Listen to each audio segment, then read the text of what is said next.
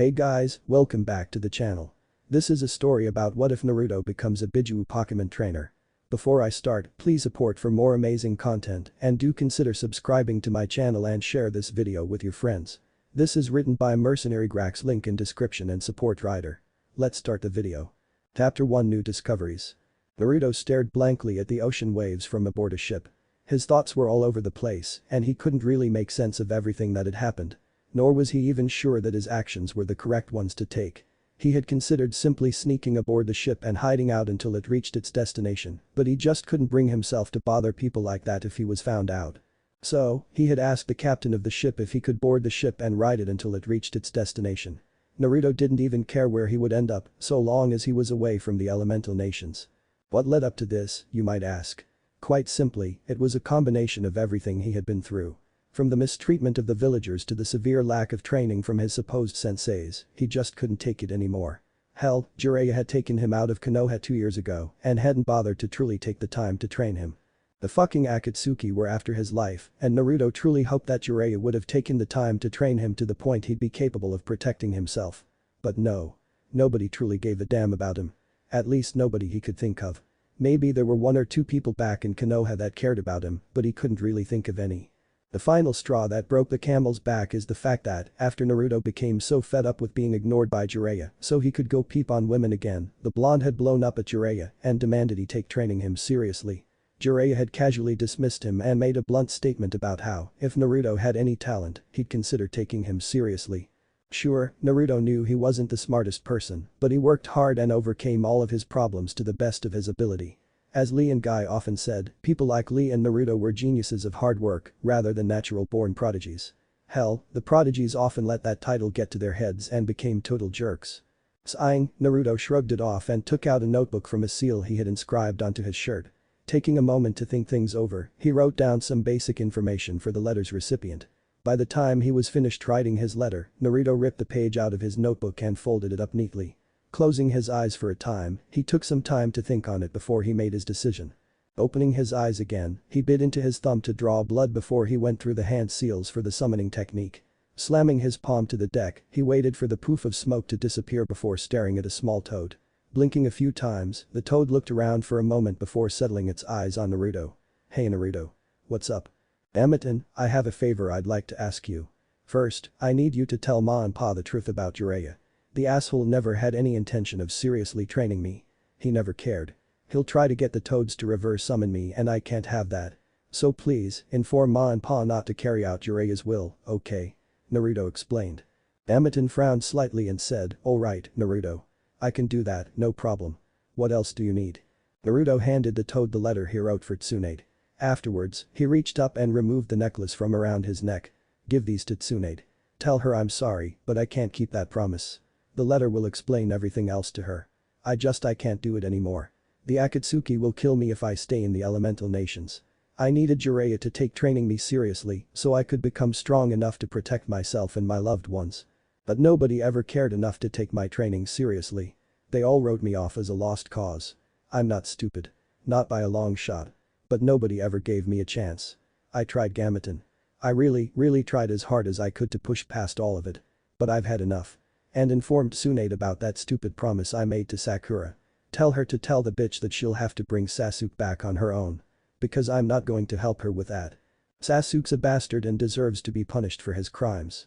But knowing the people of Konoha as I do, he'd be pardoned with barely a slap on the wrist, if even that. All because Sasuke's their precious golden boy. Sighing heavily, Naruto closed his eyes and leaned back against the railing. I've had it, Gammatin. I just can't do it anymore. I'm leaving the elemental nations and I'm never coming back.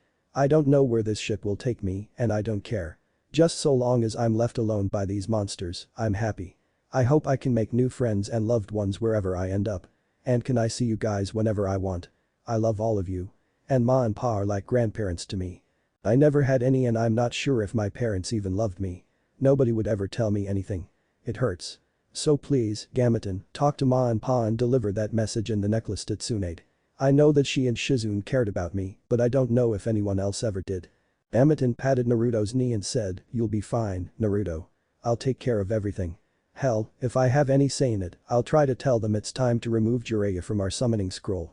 He doesn't deserve us. Heh. Thanks Gameton. See you later. I hope. Naruto said before giving the toad some sweet candies he had on him. Make sure to share those with Gametatsu and the others, okay? Gametatsu especially wouldn't like me very much if I forgot to give him some candy. Chuckling, the small toad gave a salute with its webbed foot before vanishing in another puff of smoke. Once he was gone, Naruto stood back up and looked out at the waves. When the captain of the ship approached him a moment later, the blonde looked into his eyes and asked, "So, where are we going? I don't think you ever told me." The captain smiled at Naruto before saying, "We're going to a region called Sinnoh. You're in for quite the surprise when you get there. Trust me when I say that your whole world is about to be changed in an exceptional way. I don't often visit the elemental nations, nor do I frequently take one of you shinobi to the outside world. But for the hero of Wave, I'll make sure you get someplace safe, away from all the chaos. When we arrive, you should head to Sanjum town and speak to Professor Rowan. He can explain everything to you about the world you're going to be in from now on. Just a heads up to you. You're going to encounter some weird but fantastic creatures in Sinnoh and the other regions. They're called Pokemon and they come in all kinds of different forms, varieties, types, and more. You'll see what I mean when we get there. Hell, if need be, I'll escort you to Professor Rowan myself. It might take you a while to get the hang of everything Pokemon and Pokemon related, but I think you'll be fine." "Thanks Captain. I appreciate the advice. And an escort would be nice. I can't wait to see what these regions are like. And I'm eager to see some of these Pokemon you mentioned. Ooh oh, are they cute?" Naruto said. The captain simply chuckled and said, "A lot of them are rather cute, yes. I get the feeling you appreciate the cute things in life." Naruto shrugged and rubbed the back of his head somewhat embarrassedly. "Yeah. I like cute things. Animals especially. I never told anyone back home about that, though. I was already ostracized enough without needing to add on to the horrible treatment." Nodding in understanding, the captain said, "Makes sense. Well don't worry, you'll be just fine. I'm sure you're going to make plenty of new friends, Pokemon and human alike. Though, I need to warn you. Most people in the Pokemon part of the world don't have and/or use chakra like you shinobi do. There are a few ninjas scattered about, but most of them have partnered with Pokemon and don't utilize the same skills they were once known to wield. Think you can handle that?" Naruto smiled and said, "If I never have to fight against another person again, I wouldn't mind that. What all do people do with Pokemon, anyways?" "Well, there's a lot. We'll start with Tsunade the next day." "What the hell do you mean you lost him?" Tsunade shouted at the man standing across from her. "What the hell happened? I thought you weren't going to let him out of your sight. What if he's been taken by the Akatsuki?" Jiraiya waved his hands in a placating gesture. "Easy there, Haim. I'm sure he's fine. But for some reason, Ma and Pa aren't willing to help me out here. I'd reverse summon him with their help, but they've been either ignoring me or chewing me out. I don't get it." It had been 3 days since Naruto had disappeared without a trace. Ma and Pa, the sages of Mount Myaboku, had told Jiraiya flat out that they wouldn't help him that very first day. It was almost like they knew something that he didn't and it was quite honestly infuriating. He was supposed to be watching after the brat, but he just had to go and disappear on him. Before either of them could say anything more, a toad appeared on Tsunade's desk. Shooting a quick glare at Jiraiya, Gameton turned and gave the letter and the first Hokage's necklace to her. "Naruto instructed me to give these to you, Tsunade. He said that he's sorry, but he won't be able to keep his promise to you. He explained everything in that letter. As for the necklace, my best guess is he doesn't feel like he deserves it anymore after letting you down like this." Tsunade could feel tears welling up in her eyes as she took the letter. When Gameton looked at her expectantly, she shook her head and said, "That's his now. I want you to take that back to him, along with a response. If you will please wait, I need to read this." Gameton nodded once in understanding before smacking Jiraiya's hand when he went to snatch the letter from Tsunade. "Don't even think about it, Jiraiya. You have no right to touch that or harm Naruto ever again." Jiraiya scowled but relented, not wanting to piss the toads off any further. Well, that and the look on Tsunade's face told him that he shouldn't make another attempt. Instead, he watched as Tsunade's face contorted with a strange mixture of rage and sorrow the more she read the letter. "This can't be good. Dear Tsunade. I hate to do this to you, Tsunade, but I can't return home. I'm returning your necklace because I know there's no way for me to fulfill the promise I made to you now. I had hoped that my 3 years spent away from the village would have been more fruitful than it was. Instead, Jiraiya didn't train me in anything at all. He preferred to just tell me to work on the basics or try harnessing the Kyuubi's chakra. That was it. The Kyuubi's chakra is full of malice and it hurts me the more I use it. Besides that, I needed skills of my own to fall back on rather than spamming shadow clones and the Rasengan. I was never treated like I mattered to anyone besides you and Shizune. Kakashi neglected me in favor of Sasuke. Sakura was always a massive bitch to me for even trying to talk to her or be nice to her. Hell, I'd try to cheer Sakura up whenever Sasuke upset her, but she always hit me instead of accepting my kindness. In fact, none of my fellow rookies ever believed in me or treated me like I mattered. Hell, Tsunade only treated me with any kindness because I was a frequent paying customer. Then there's the villagers and our fellow shinobi. Nobody treated me with any kind of respect. I was treated with scorn and resentment. As if I was nothing more than a plague on the good village of Konohagakure. Kurenai was never kind to me. Seemed to believe I was unworthy of being loved. Hinata may have cared, but she never truly showed it. I think she had a crush on me or something, which, well appreciated, I barely know her. She never tried to reach out and show me that someone cared. Then you have Asuma and Kakashi. To Asuma, I was just that loudmouth pest that was barely worth a passing glance. Kakashi just didn't care enough to train Sakura and me in anything besides the tree climbing exercise. I thought that for once, I'd have a sensei that gave a damn about me and would try to help me with my problems and take training me seriously. Besides that, Team 7 was doomed from the start. I don't care if I was the dead last in class. My teachers didn't give a shit to try and help me and, even if I got everything right on the tests, they'd still give me low marks just because they didn't like me. Seriously here, why the third Hokage thought it was a good idea to put me on a team with Sasuke and his number one fangirl is beyond me. Sasuke and I never got along. And Sakura was a Sasuke fangirl that loved to abuse me in an effort to please her precious Sasuke-kun, then he gave us the worst sensei possible. The team could never have worked and he fucking knew it. Sorry Tsunade. Didn't mean to go on a rant there. The point is, nobody besides you and Shizune ever tried to help me or understand me. Nobody cared. Then you have Jiraiya. Ugh. That bastard barely taught me anything and wasn't exactly helpful when I was trying to learn the summoning technique or the Rasengan. His teaching method is lousy and it's a wonder I ever learned anything at all. Then there's that idiotic promise I made to Sakura on the day of the Sasuke retrieval mission. Right when we were about to leave, Sakura begged me to promise her that I'd bring Sasuke back to her. So, when it came down to a fight between me and Sasuke, I foolishly held back just so I wouldn't kill him. Sasuke went for the kill every fucking chance he got and it's a miracle I'm alive. If I had been fighting him seriously from the start, I know I would have won and dragged his ass back to Konoha. But because I made that foolish promise, I ended up risking my life for nothing. So you can tell Sakura that she's on her own from now on. I am not going to keep that promise to her. Finally, we come to the part that led up to me leaving for greener pastures. The Akatsuki are after me and the other Jinchuriki. Jiraiya was supposed to be training me away from the village. He was supposed to take training me seriously so I would come back home with the power and the skills necessary to protect myself and the people around me from anyone that might try to harm us. But Jiraiya betrayed my hopes and aspirations. Instead, I was left alone most of the damn time, also he could go and peep on more women for research so he could write that shitty smut he's so fond of. I would have been better off training with you. I would have loved to learn medical ninjutsu under you. I'd work 3 times as hard as anyone else would have just to be given training under you. Tsunade, I'm sorry.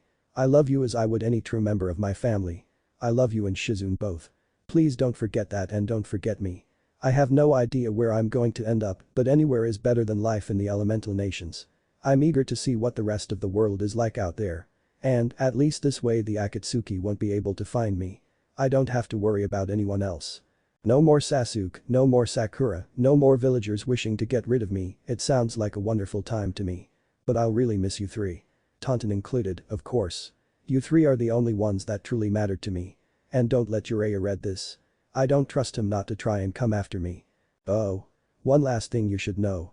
I know Ma and Pa have been refusing to reverse summon me for Jiraiya before I started writing this, but I'm not really sure why. I think they suspect something's off. But just in case, I've asked them and the others not to try and reverse summon me. I'm never coming back and that's final. It's my personal hope that they strike Jiraiya's name from the scroll and cut him off entirely. It would serve the bastard right. Now, I think I'd like to get some rest. If you want to keep in touch with me, try to get the slugs and the toads to work together so we can keep in contact, okay? I'd rather not cut you and Shizune out of my life entirely, you know. Love, Naruto. Calmly folding the letter in half, she laid it down gingerly upon her desk. Eyes filled with rage turned on Jiraiya at this point as she said, "You're lucky I don't kill you where you stand, Jiraiya. I trusted you. I believed that you would take training him seriously. What part of he has the Akatsuki out to kill him? Do you not understand? Naruto needed you, Jiraiya. But you betrayed our trust to mire yourself in your sick pleasures. Do you even care about him?" Jiraiya frowned at her and said, "Not really. I know Minato named me his godfather, but I don't do kids, Tsunade. Besides, Naruto just lacks what made his parents so great. Minato was a true prodigy, but Naruto just well, he sucks. He's got no talent and he's not meant for greatness. The kid doesn't matter and it might be better if he did get taken by the Akatsuki. Maybe he would have been born in another life with some actual talent. I don't see why you put so much stock in the boy. He's a failure and a mistake. Besides, if Kushina hadn't gotten pregnant, Minato would never have had to sacrifice himself the way he did. It would have been better for everyone if Naruto had never been conceived. Tsunade's jaw hung slack for a moment before she snarled and leapt over her desk. Before Jiraiya could react in any way, Tsunade had slammed her fist into his face harder than she ever had before. When he began to go flying from the sudden blow, Tsunade grabbed his leg and began to slam him repeatedly into the floor, causing blood to fly from his mouth. Without warning, she grabbed him by the face and lifted him up off the ground. Walking over to her desk, she waited for Gameton to move before she began to repeatedly slam the back of Jiraiya's head into the edge of the desk.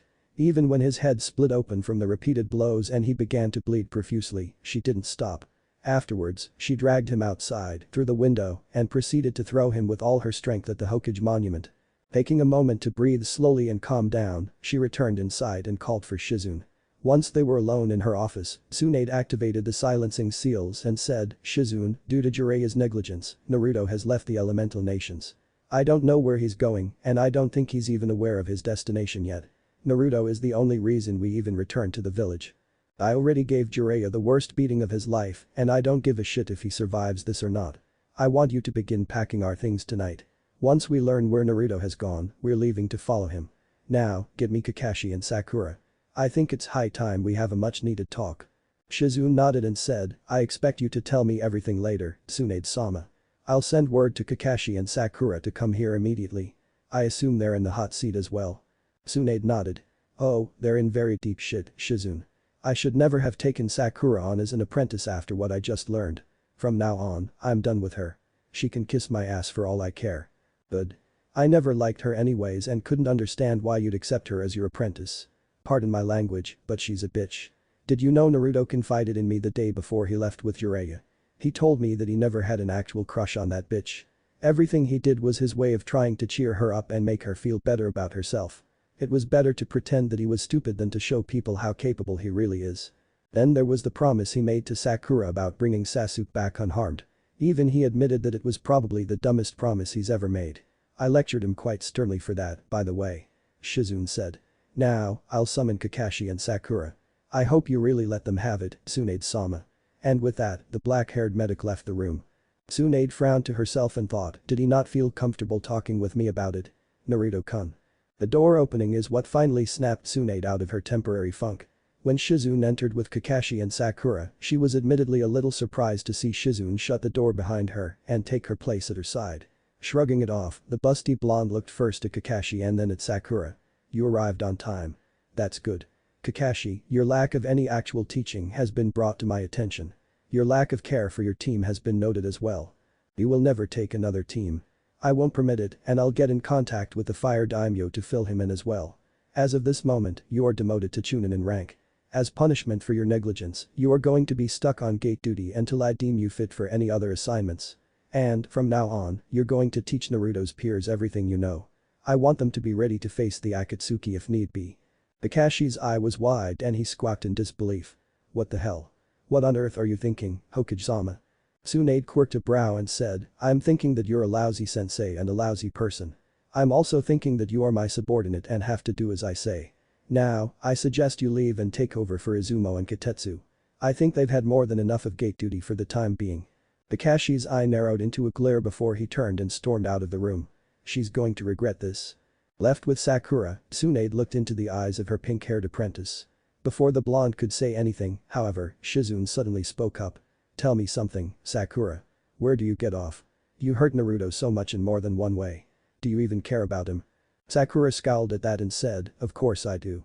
After all, he promised to bring Sasuke-kun back to me. And what do you mean all I did was hurt Naruto? He deserved it for being as stupid as he was. Seriously? He deserved it.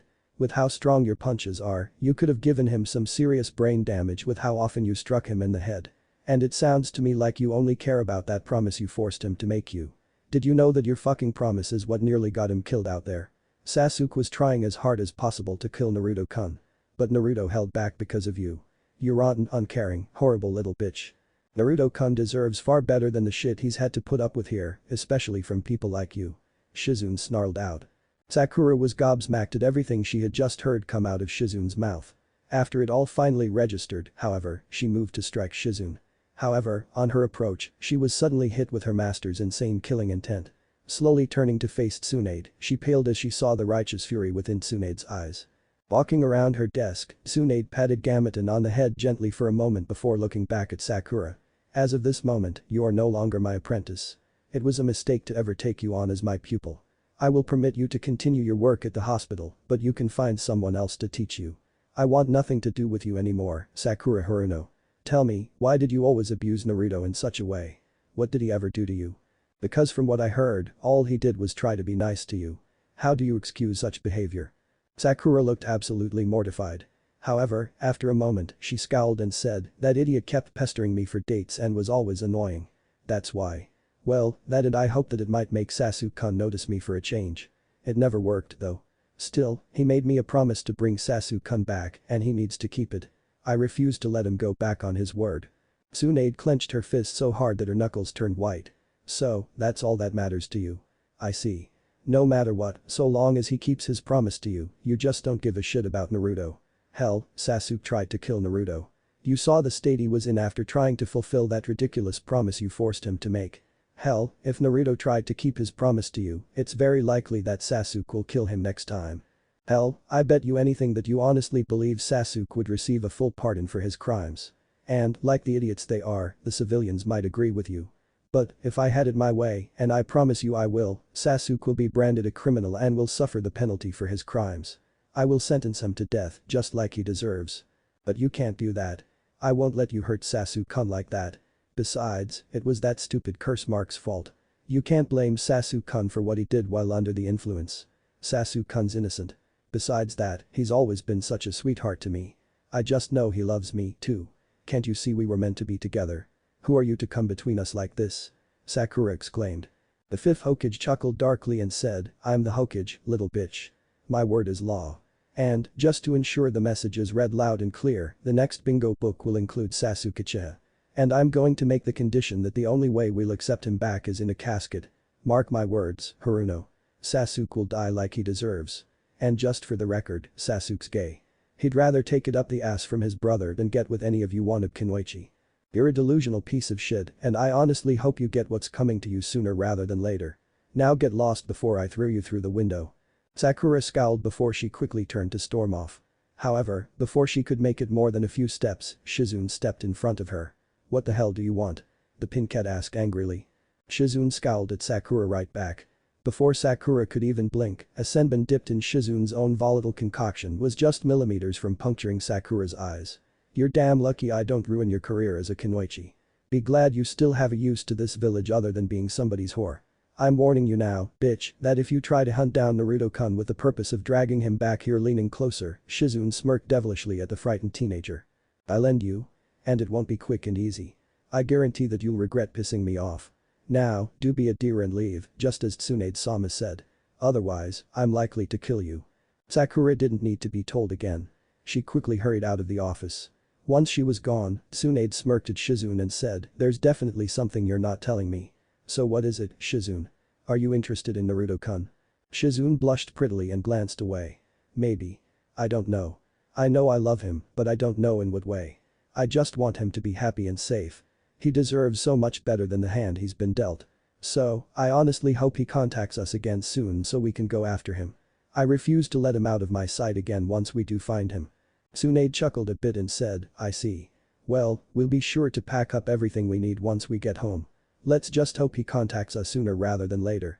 I want to get the hell out of this hellhole. Agreed. Shizune said before she left the office to resume her normal duties. I hope you're safe, Naruto-kun. I really do. Naruto 3 days later. Naruto smiled as he stepped off of the ship and onto dry land once again. Looking around his immediate surroundings, he couldn't help but notice the creatures he could only assume were the Pokemon he had heard of. All he could think at the moment was, they are so cute. I really hope I can befriend some of them. They look and sound like great company. The captain stepped up beside Naruto and patted him gently on the shoulder. Welcome to Snowpoint City. We're quite away from Sanjum Town where Professor Rowan's laboratory is. I hope you're ready to journey through the perpetual blizzard that makes up routes 216 and 217. We'll have to proceed from there through Mount Coronet and from there, it's quite the walk still. Don't worry about it though. I've trained my Pokémon up quite well enough to handle anything that might come our way. Heck, if you wanted, I bet I could catch a few Pokémon for you. What do you say? Naruto frowned and thought for a time before smiling at the captain and saying, I would like a few to be friends with. But are you sure we shouldn't wait until I meet Professor Rowan? I'd like to study Pokémon under him before I really delve into the world of Pokémon as a trainer or breeder or whatever. Well, I know what I'd like to do. I want to become a true Pokémon master. I want to do it all. Super contests, the Pokémon League, battling the Elite Four and the champion, breeding, even studying Pokémon like a Pokémon professor would. So, as much as I appreciate the offer, I think I'd like to strike out on my own before I catch any of these lovely critters. The captain found himself smirking at this point.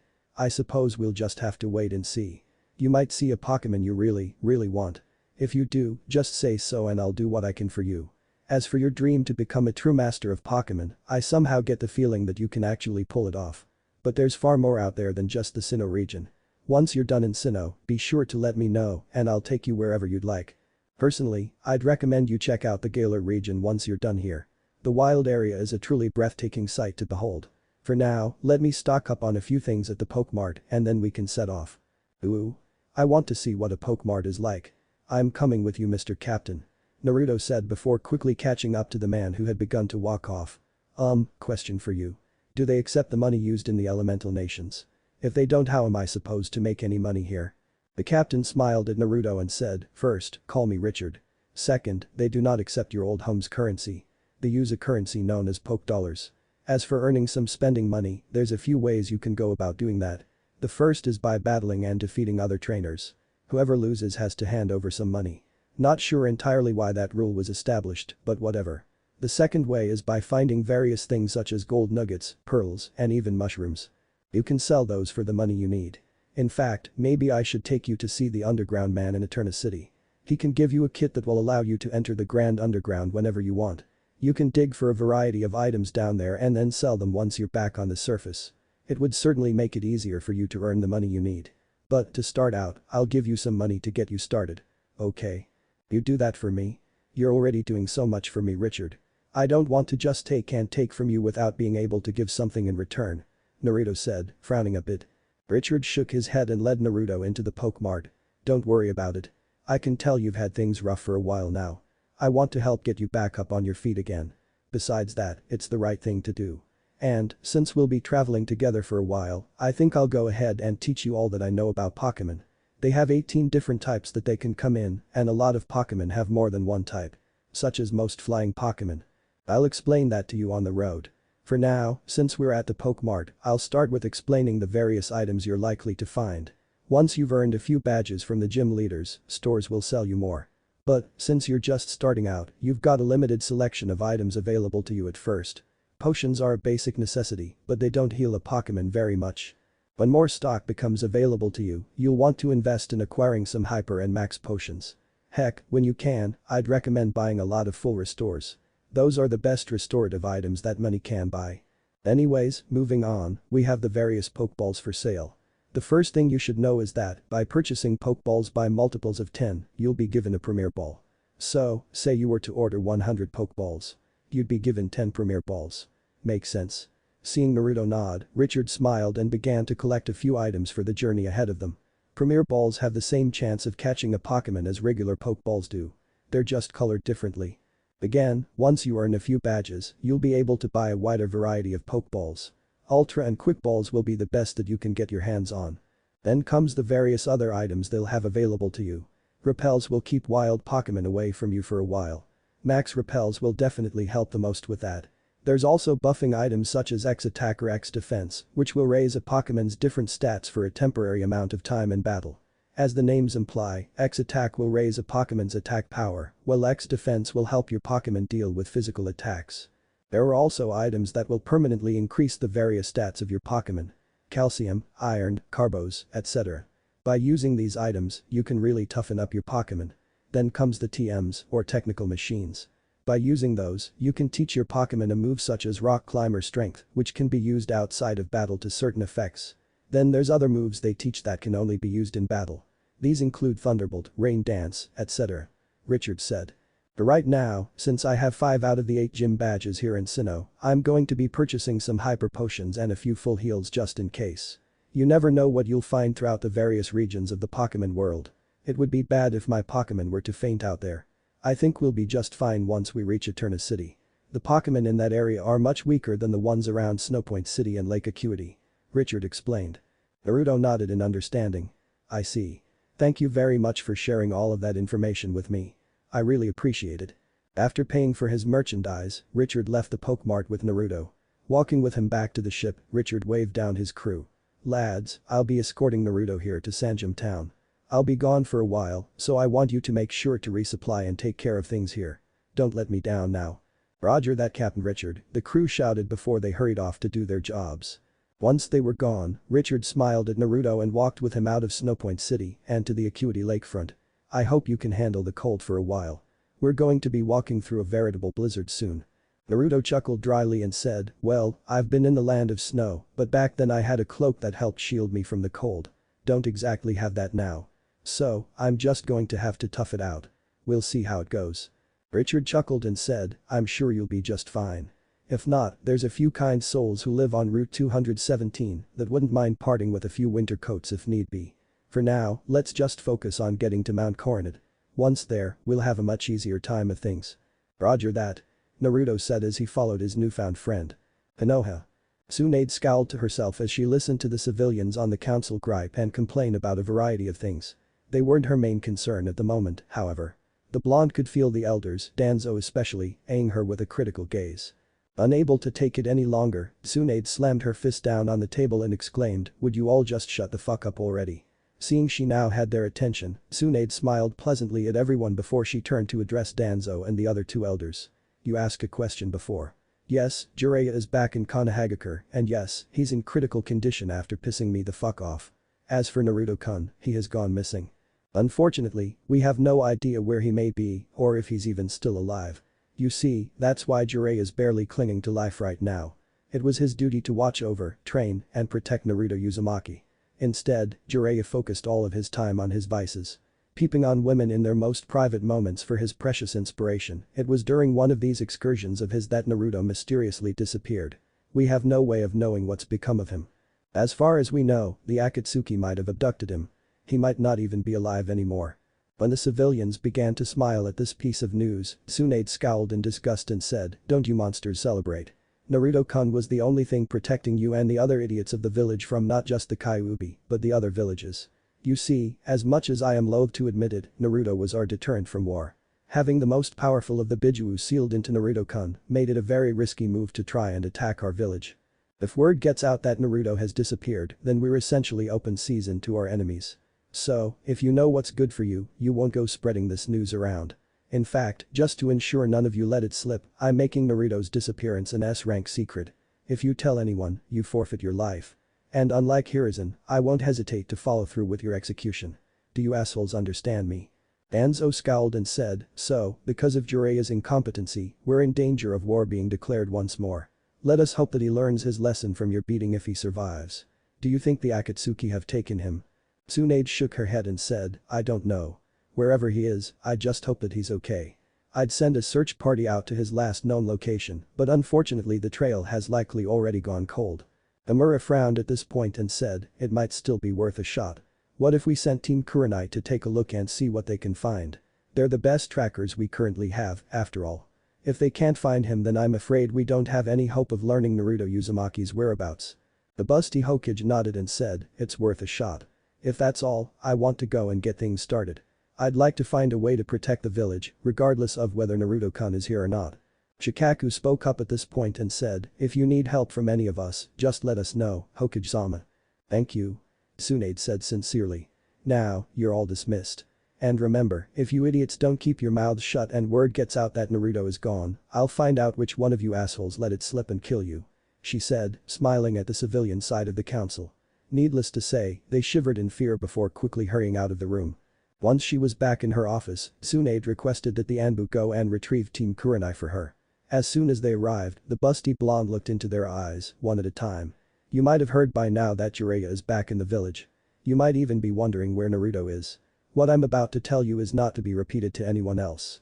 If you tell anyone, I won't just strip you of your rank and forehead protector, I'll kill you myself. Do you understand? Seeing them nod, Tsunade continued on. Jiraiya chose to ignore his duty and refused to train Naruto Uzumaki. Instead, he spent the entire training journey peeping on women. About a week ago, Jiraiya once again gave into his vices. Only this time Naruto disappeared without a trace. Jiraiya is in critical condition and might not survive the beating I gave him for risking Naruto-kun's life like that. I don't care if he lives or dies at this point. What I want is to know that Naruto-kun is okay. It's very possible that the Akatsuki has captured Naruto Uzumaki. However, it is my hope that Naruto set out on his own and simply left to get training of some kind somewhere else. I don't know. All I know is that I want him to be alive. Because it's been almost an entire week since his disappearance, I'm not going to hold out any hope of there being a trail to follow. But, seeing as how you are the best team of trackers we have available, I'm sending you four to Naruto's last known location. Your mission is to try and find some trace of Naruto-kun's whereabouts. If you can't find anything, don't beat yourselves up about it.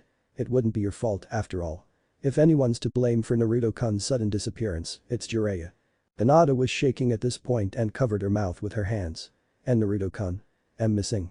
No. Kurenai quickly placed her hand gently on Hinata's shoulder and looked her in the eyes. He might still be alive, Hinata. You can't lose hope yet. Even if the trail has gone cold, we'll keep searching. Naruto has to be somewhere. And if the Akatsuki do have him. Tsunade cut her off at this point. If the Akatsuki have him, it won't be easy to find him. Jiraiya had a spy in the Akatsuki, but I don't know who it is or if they even know what's going on right now. And Jiraiya certainly isn't in any shape to get in contact with his spy. No, our best hope would be to wait and hope the spy makes contact with me. Otherwise, we'll just have to search everywhere, whether people like it or not. Anyways, here is Naruto's last known location. I want you to head out as soon as you are ready. If you can find any trace of him, follow the trail and see where it leads. Good luck out there. Tsunade said. Team Kurenai nodded as one, each of them looking determined. After leaving the office, Kurenai looked at her team and said, pack for a few months, at the least. I get the feeling we're going to be at this for a while, and I don't want us going in unprepared. Hinata and her teammates nodded and hurried off to do as instructed. Scowling angrily, Hinata wished dearly to go and kill that asshole Jiraiya for putting her Naruto-kun in such danger. However, she knew that it likely wouldn't end well for her. Instead, she settled for silently seething. Don't worry, Naruto-kun. I will find you. Chapter 2 First Partners. Shortly after exiting Snowpoint City and entering the Acuity Lakefront, a toad suddenly appeared in front of them, halting their advance. Bending over, Naruto lifted the toad gingerly in his hands. Hey there Gamatan. It's been a while. I was beginning to wonder if you would ever come back. He teased. Gamatan shivered from the cold before saying, why yeah, sorry about that. We've been pretty busy since we essentially just cast Jiraiya out on his ass. Anyways, here you go. Reaching behind himself, Gamatan took hold of a few items and placed them in Naruto's hands before hopping up to nestle himself in Naruto's hair. Tsunade said that the necklace is yours now. She wants you to keep it. And that letter is her reply. You should tell her where you are so she knows where to go and how to find you. Didn't expect you to be in the freaking snow. It's cold here. Naruto chuckled softly and said, yeah, sorry about that, buddy. Thanks. I'll summon you again once we get somewhere warmer, okay? Say hi to the others for me. Sure thing, Naruto. See you later. Gamatan said before disappearing back to Mount Myaboku. Pocketing the letter and placing the necklace around his neck where it belonged, Naruto turned to Richard and said, let's get going. When Richard nodded and began to lead the way once again, Naruto walked alongside him. Suo, I assume there's a bunch of ice-type Pokemon around here. Chuckling softly, Richard said, yes. There are others, such as a few fighting-type Pokemon. And I wouldn't look other trainers in the eyes. They might get the wrong impression. Holding up a hand to halt Naruto's question, the ship captain said, when you look into another trainer's eyes while out on the route or exploring forests or something, they take it as a challenge. Generally, if you have Pokemon and money of your own, they'll want to battle. So, you should be extra careful. I see. Well that's interesting.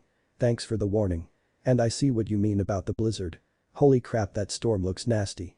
Naruto said as they neared the exit to Route 217.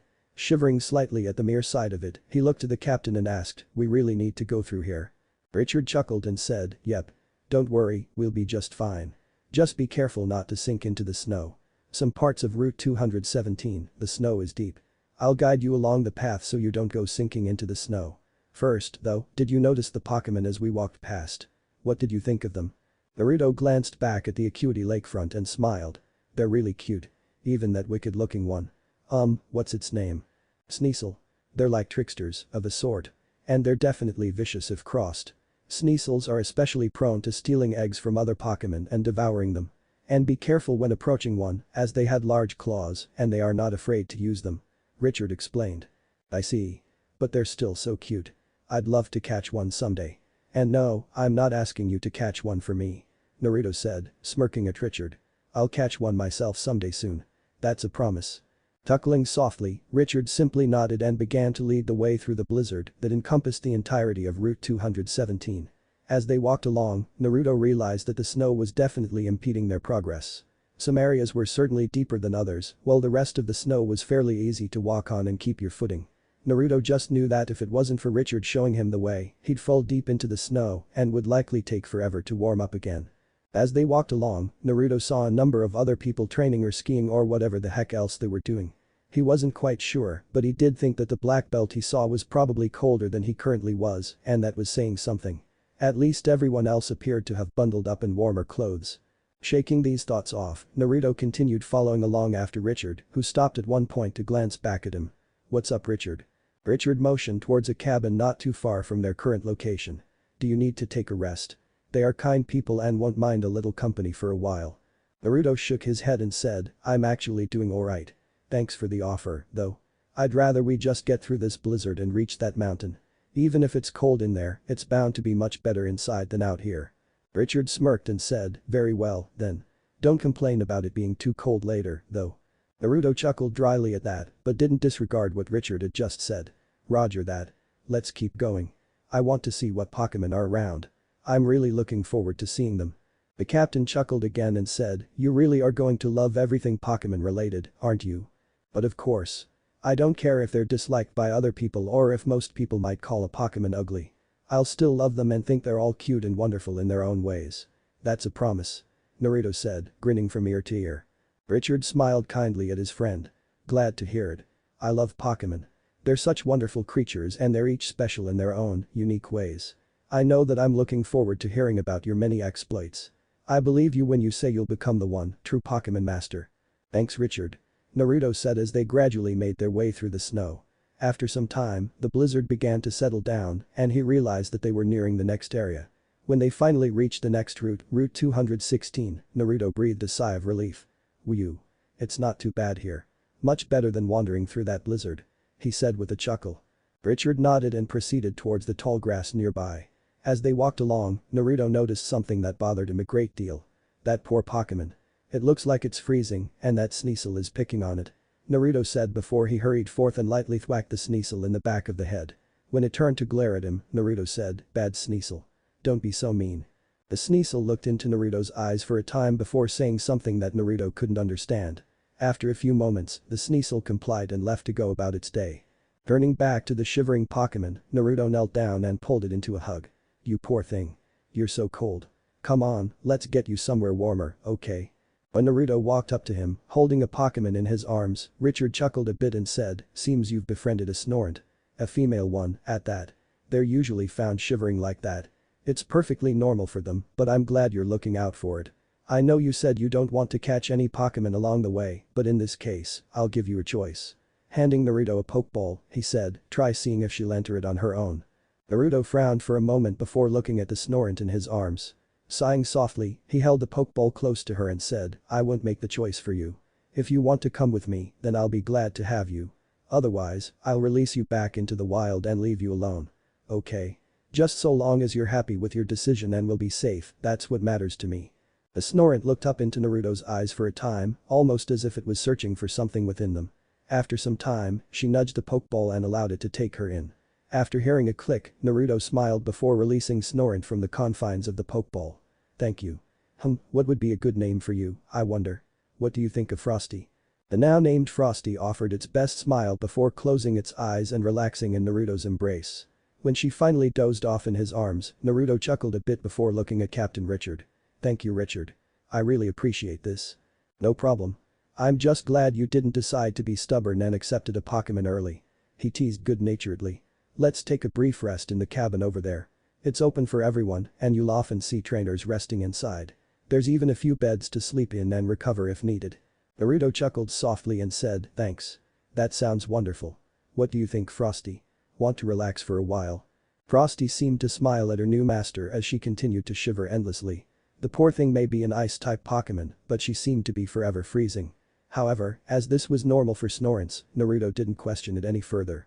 After entering the cabin, Naruto took a seat in a nearby chair and pulled out the letter from Tsunade. Opening it, he began to read. Dear Knucklehead. First off, the necklace is yours, fair and square. You may not be willing to become Hokage anymore, but I'm making damn sure you keep the necklace. Now, you should know that I beat the shit out of Jiraiya. If he doesn't die from his injuries, then he'll be practically brain dead, lying there in a hospital bed for the rest of his miserable life. If he does somehow recover from all of his injuries, then I hope he's learned his damn lesson. I honestly don't care whether he lives or dies right now. As for Kakashi and Sakura, they've been punished appropriately, I assure you. Kakashi has been demoted to Chunin, and he's been instructed to teach your fellow rookies as much as possible, whether he likes it or not. As for Sakura, I've disowned her as my apprentice. I barely had to do anything, however. Shizune really tore into that worthless bitch for all that she put you through. If you ask me, I think Shizune's got a crush on you. Lucky you. I can't say whether Tucci and AM cared about you or not. I'm not about to ask them, either.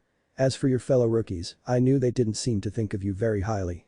I had hoped they would change their tunes and accept you, but that's something of a pipe dream, I'm afraid. Kurenai and Hinata are another matter entirely. You said Kurenai didn't care about you and didn't like you very much, but Hinata is obsessed with you to a point. On the pretense of not knowing where you are, I sent Team Kurenai on a wild goose chase. I hope you hid your tracks well, because if you didn't, they're likely to find the port you went to.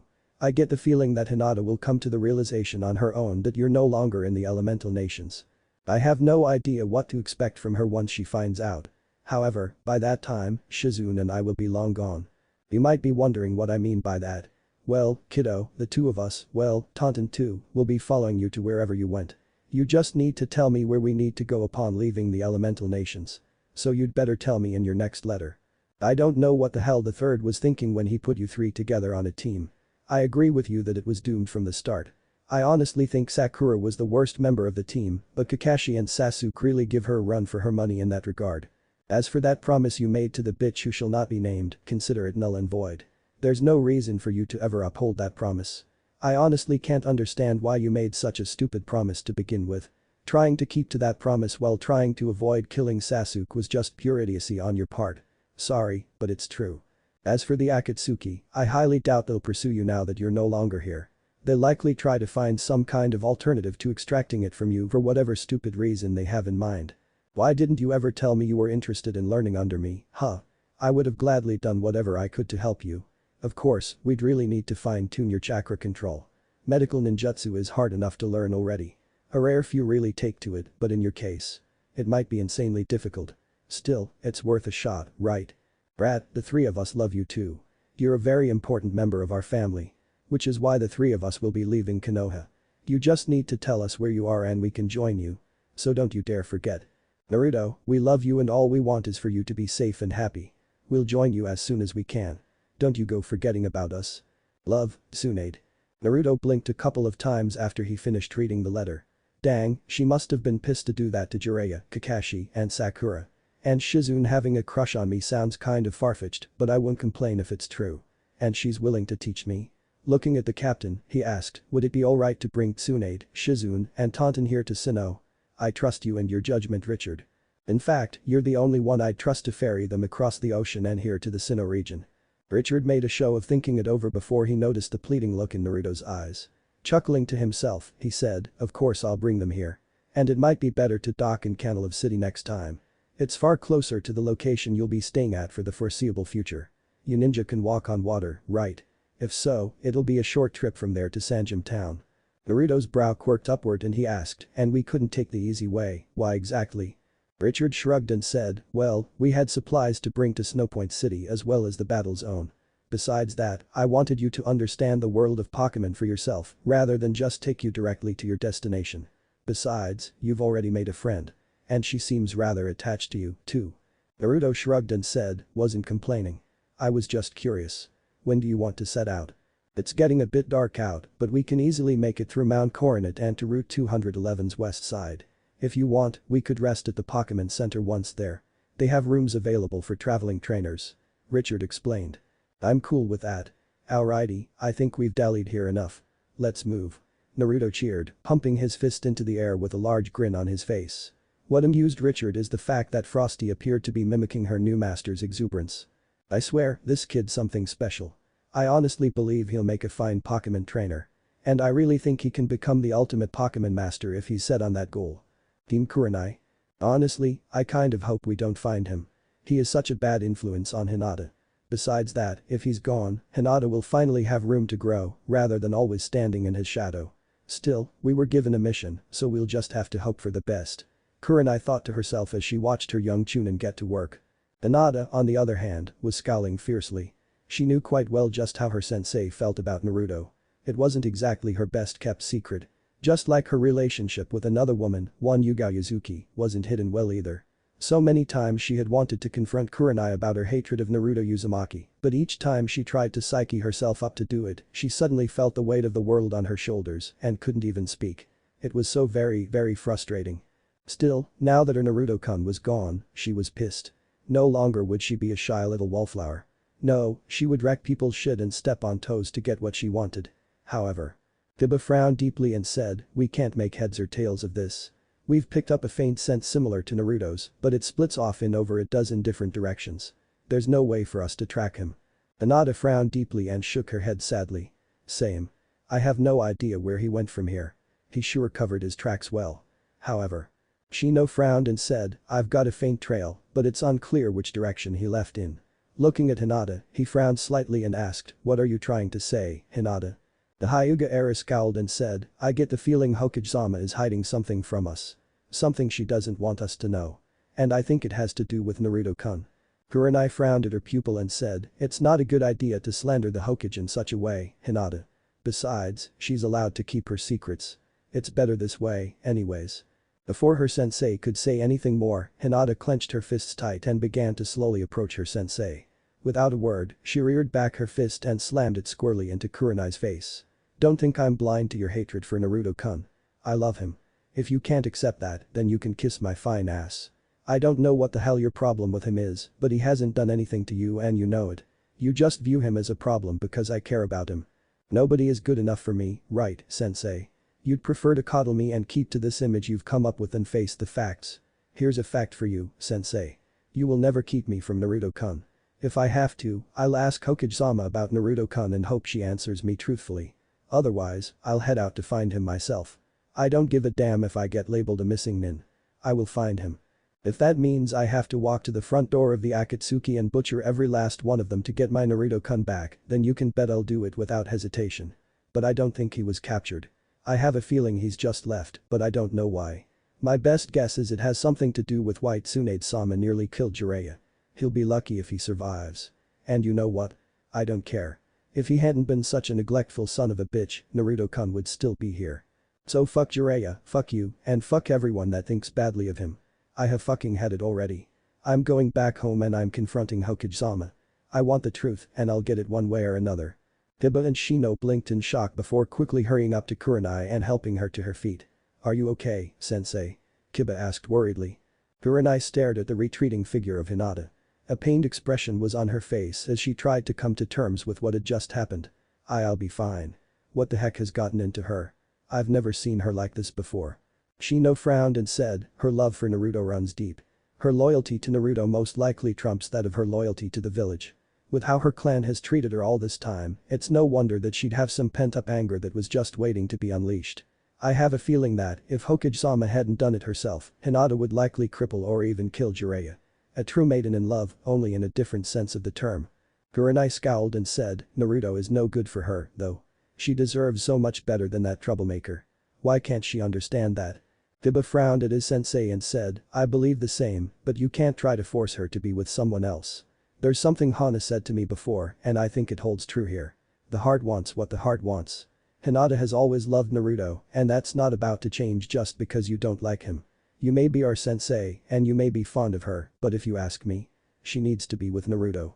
If he's escaped and gone somewhere on his own, I honestly believe she'll go and search for him, even if it means she has to leave the elemental nations.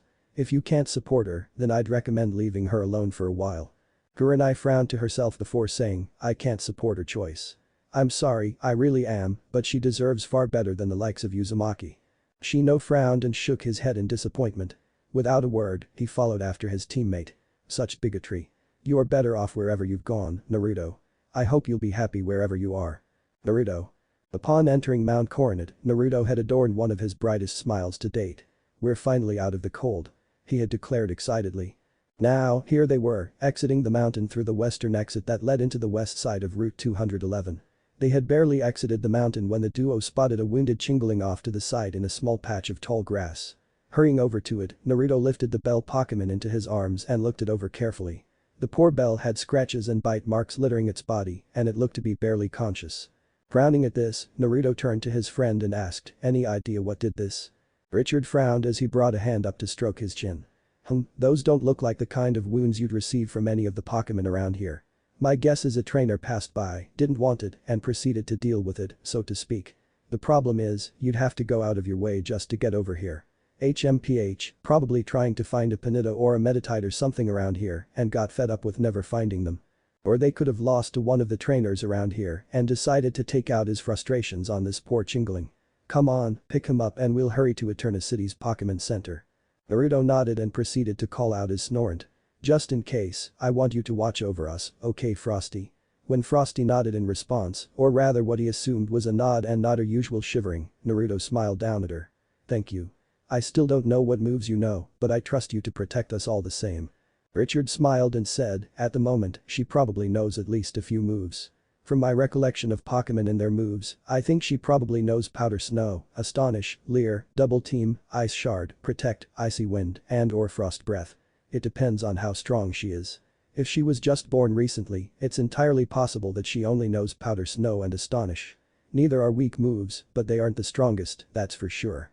And, just to be safe, I don't recommend using her against some of the Pokemon around here. Meditite, Pinita and Geodude are dangerous opponents for an ice type like Snorant. I'd be more wary of Pinita than the other two. Nodding in understanding, Naruto watched as Richard took a few of his Pokeballs into his hand and began to hurry ahead with Naruto and Frosty on his heels. They were so close to Eterna City when they came under attack by a Geodude. Frowning at this, Naruto looked at Frosty and said, even if you are a freshly born Pokemon, I believe in you Frosty. Try Powder Snow, okay? Frosty nodded and turned to face the Geodude.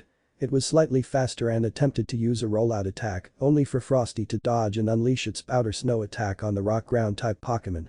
It looked to be barely clinging to consciousness, but Naruto knew that, if given the chance, it would attack Frosty again. So, bowing his head to the Geodude apologetically, Naruto said, Frosty, use Astonish. We don't have any time to waste.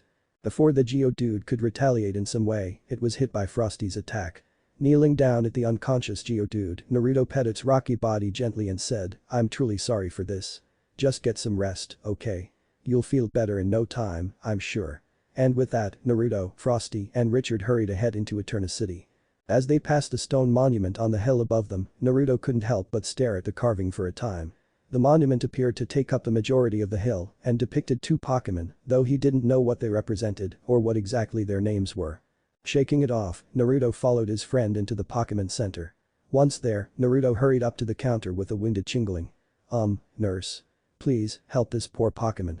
And can you check on Frosty as well, please?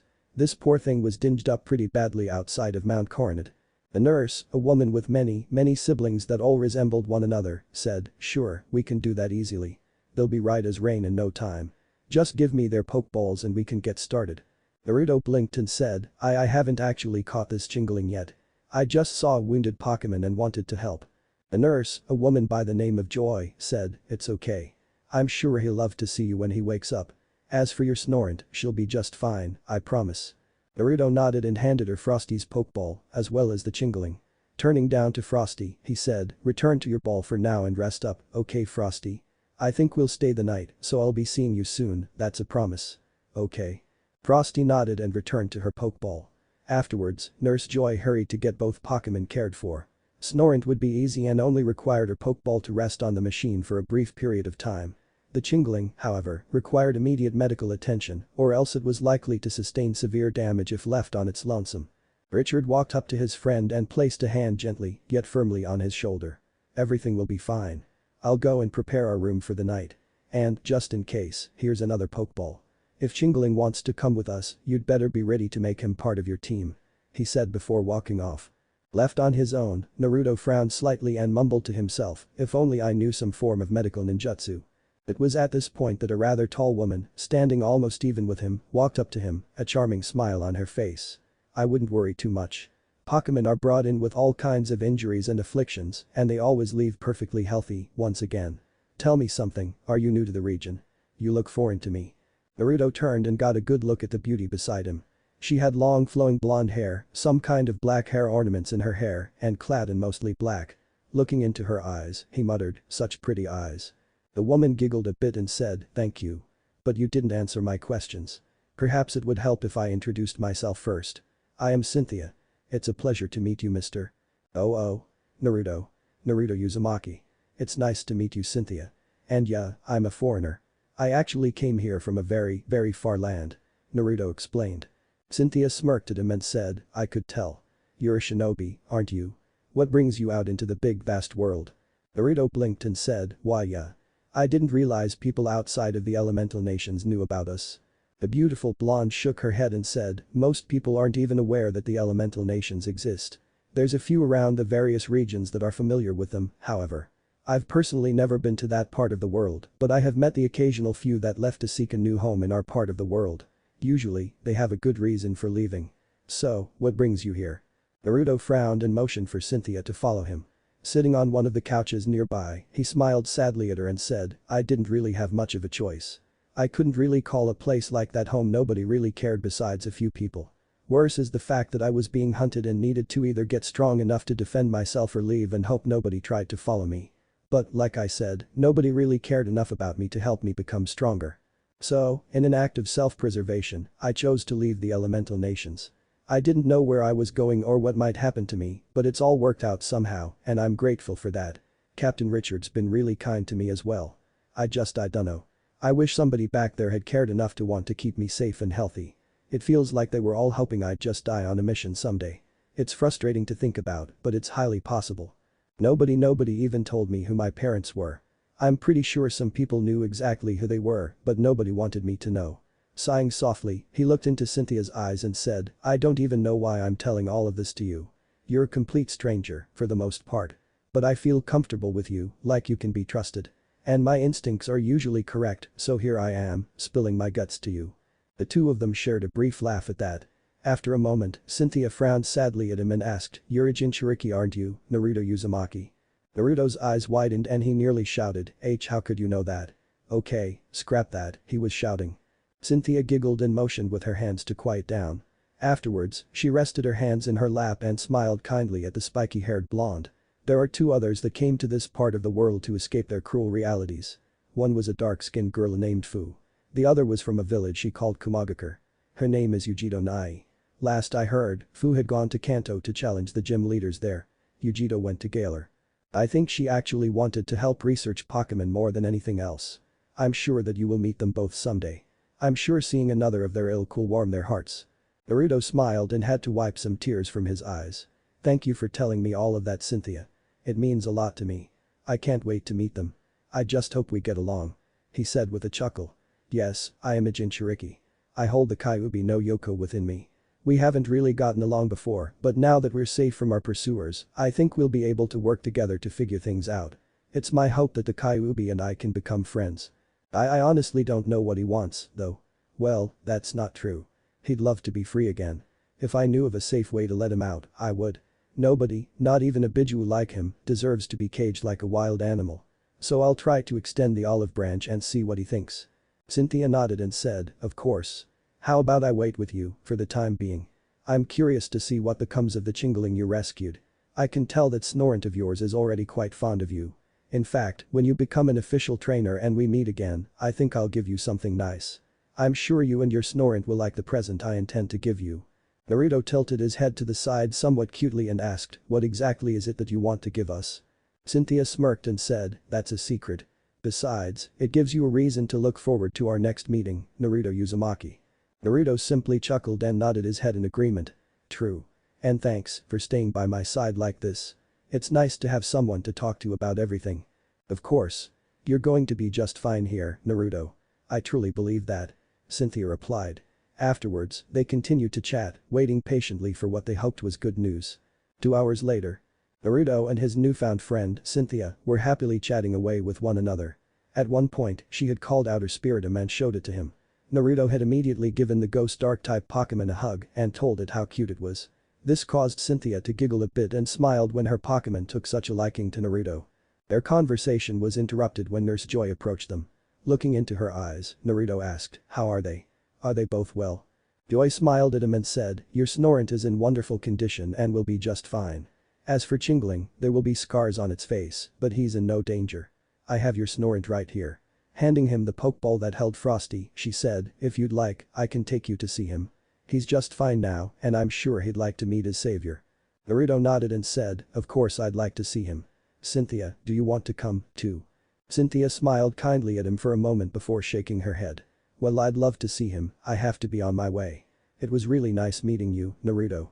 I hope we see each other again sometime soon. Same. Take care, okay? I'd like to think we're friends now and I'd like you to be safe, you know. Of course. Take care, Naruto. Cynthia said before she left the Pokemon Center. After his new friend was gone, Naruto followed Joy to visit the Chingling. Upon entering the room with said Pokemon, Naruto saw that it was floating around, jingling and generally just enjoying itself. Chuckling softly, Naruto said, I'm glad to see you're doing better now. That's great. Chingling turned to face Naruto and floated up to him, his bell jingling all the while. When it began to nuzzle itself against Naruto's chest, the blonde smiled and wrapped his arms around the Pokemon. Oh. You're so sweet. Chingling bobbed up and down, seemingly agreeing with Naruto's statement. Afterwards, it eyed the Pokeball in his hand. Seeing this, Naruto smiled and called out Frosty, allowing the bell Pokemon to see the Snorant. Upon seeing it, Chingling bobbed happily again before seemingly tackling Snorant in its own version of a hug glomp. Chuckling softly at the interaction between the two Pokemon, Naruto withdrew the empty Pokeball Richard had given to him earlier. Staring between it and Chingling, he decided to pose a question to the friendly Chingling. Would you like to come with us? We're going to Sanjam Town to meet Professor Rowan. It's kind of a long walk, but we shouldn't have any problems. You're more than welcome to come along. Pausing for a moment, the Chingling looked at Naruto and bobbed in place for a moment. Afterwards, once it had seemingly finished observing him, the bell Pokemon approached and tapped the Pokeball, allowing itself to be sucked inside. Afterwards, once it had been captured, it popped right back out of the Pokeball and seemingly grinned up at Naruto. Chuckling softly, Naruto hugged the Chingling and said, you're such a cute little guy, aren't you? What would be a good name to give you, I wonder? Jingle. No, that doesn't sound right. Ooh-oh. What about Chimey? That's a cute name, right? Chingling seemed to be thinking it over, leaving Naruto wondering if he had just insulted his new friend somehow. When it began to smile at him and appeared to be nodding, Naruto grinned and hugged his newest friend again. Oh. I'm glad you like it. Now, did you thank the kind nurse for helping you? The now named Chimey turned to Nurse Joy and seemed to beam at her happily. Naruto chuckled a bit and said, you're such a cute little guy. The three of us are going to be the very best of friends. Right. When his Pokemon began to nuzzle against him, Frosty nuzzling his leg while Chimey nuzzled itself into his chest, Naruto chuckled and held them both close. We just met and I already love you both. What do you say we join Richard and get some sleep, huh? Both of his Pokemon seemed to beam at that. So, with them seemingly agreeing with him, Naruto turned to Nurse Joy and smiled at her. Thank you so much for helping them, Joy. I really appreciate it. Of course. Take good care of each other, okay? Joy said, smiling when they nodded in understanding. Afterwards, she waved goodbye to them before she returned to work. Now that they were left to their own devices, Naruto smiled as he led his friends back out into the waiting area. When he spotted Richard there waiting for him, the blonde smiled and said, hey Richard. I thought you had forgotten about me for a bit there. Richard chuckled and shook his head. Of course not. I saw you chatting it up with Cynthia and didn't want to disturb the two of you. After she left, I decided to wait here for you. Let me show you to our room. I'm sure you're all looking forward to getting some much needed sleep. Of course. Thank you, Richard. We appreciate it. Naruto said. And with that being said, Richard led his friend and his Pokemon to go and get some sleep in their shared room. I can't help but wonder what his reaction will be when he finds out that Cynthia's the champion of the Sinnoh region. I'd love to see how he reacts. I bet it'll be priceless. Richard thought with a bemused chuckle escaping him. The next day Konoha. Excuse me? Tsunade asked, clearly affronted by what the girl in front of her had just said. Where do you get off questioning me about my decisions? I ordered your team to search for clues as to Naruto's whereabouts, and you not only return empty-handed with no leads, you dare to accuse me of hiding important information about him. You're lucky I don't do to you what I did to Jiraiya. Hinata stared deep into the Hokage's eyes and said, Naruto-kun is my business, Hokage-sama. If you know something about his disappearance, you need to share it with me.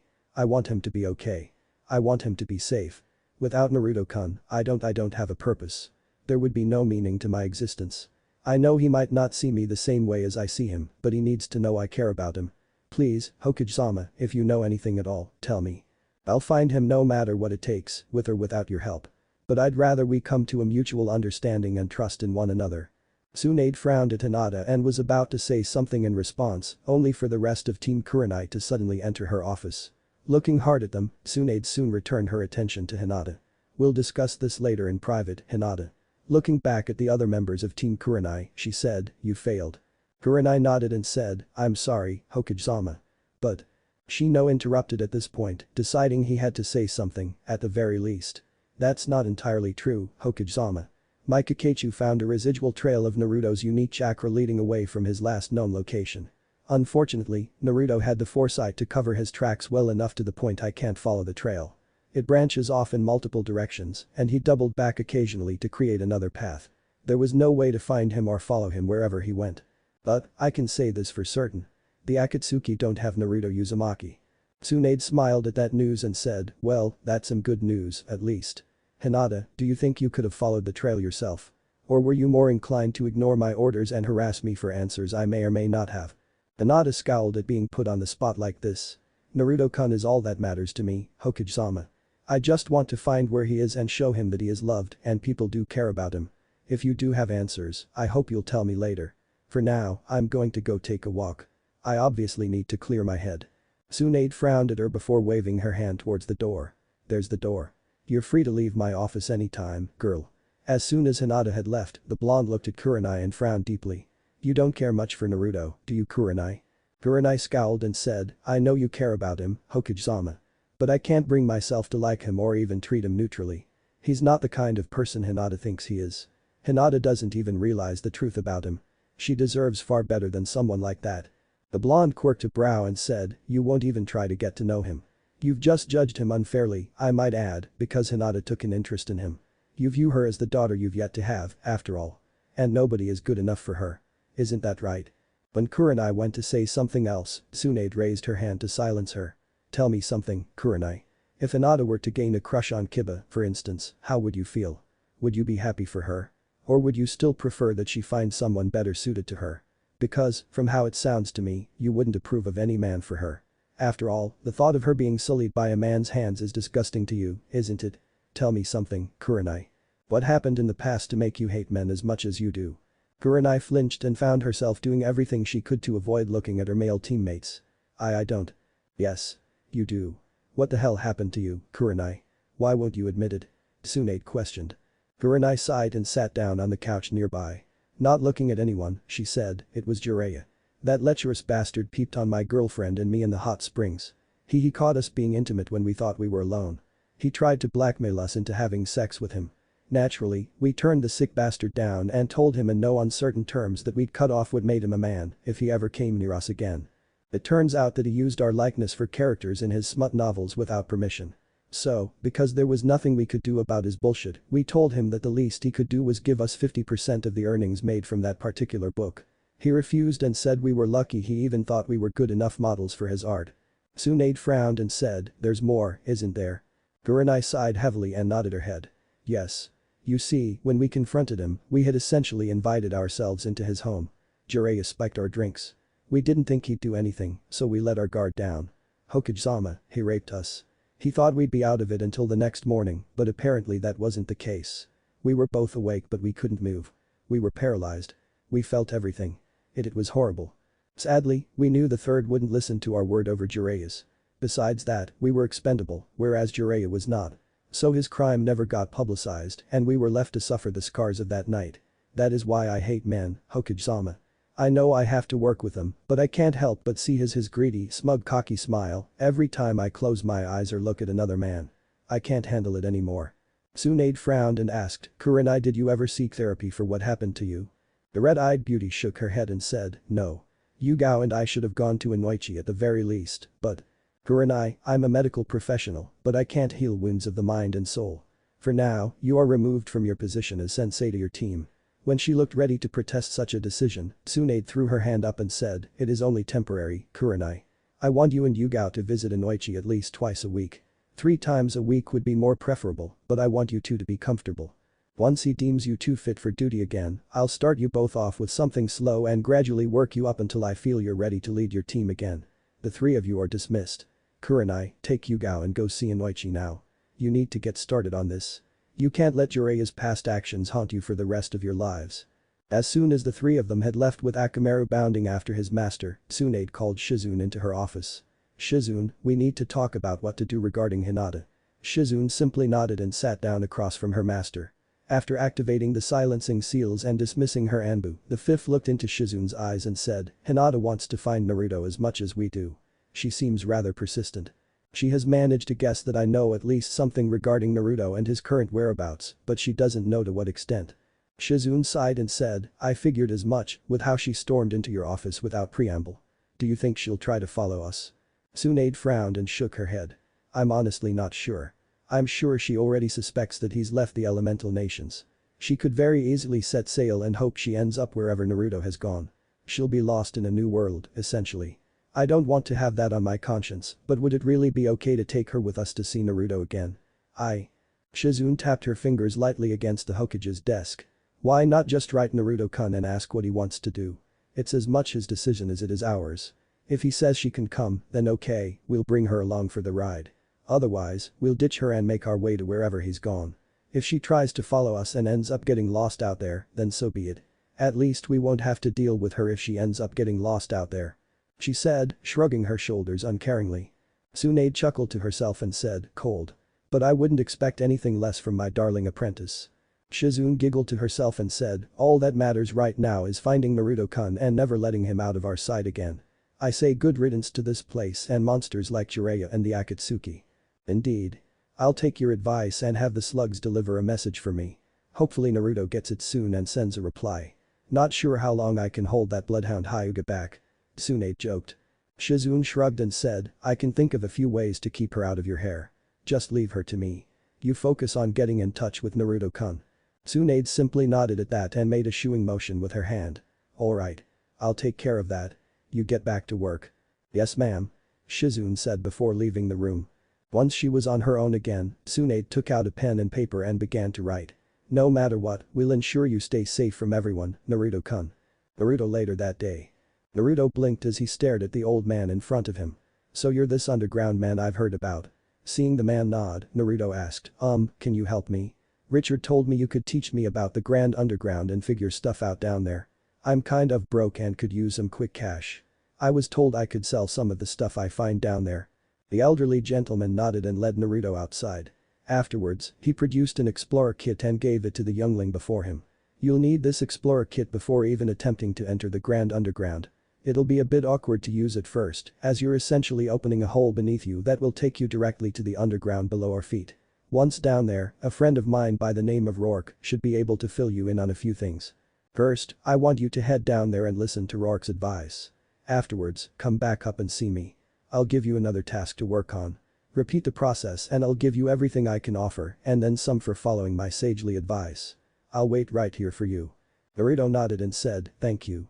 Here goes nothing, and with that, Naruto used his explorer kit and delved deep into the underground. Someone from the elemental nations, eh? Been a while since one's been out this way. This one will definitely make for a fine trainer. He's going to become famous, I'm sure of it. Chapter 3 Written Confessions and Chance Meetings. Roark stared at the newcomer to the Grand Underground. In fact, he couldn't help but to stare.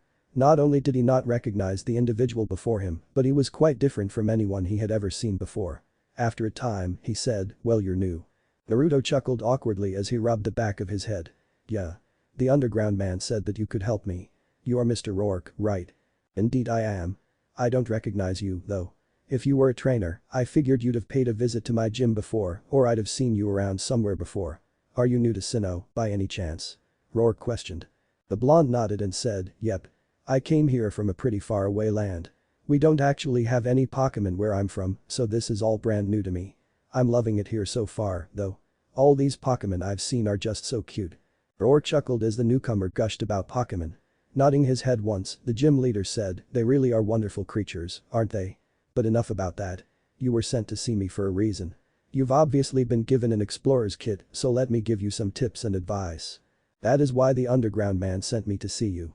Naruto said. I don't have any money, so I kind of needed some way to make at least a little bit of cash.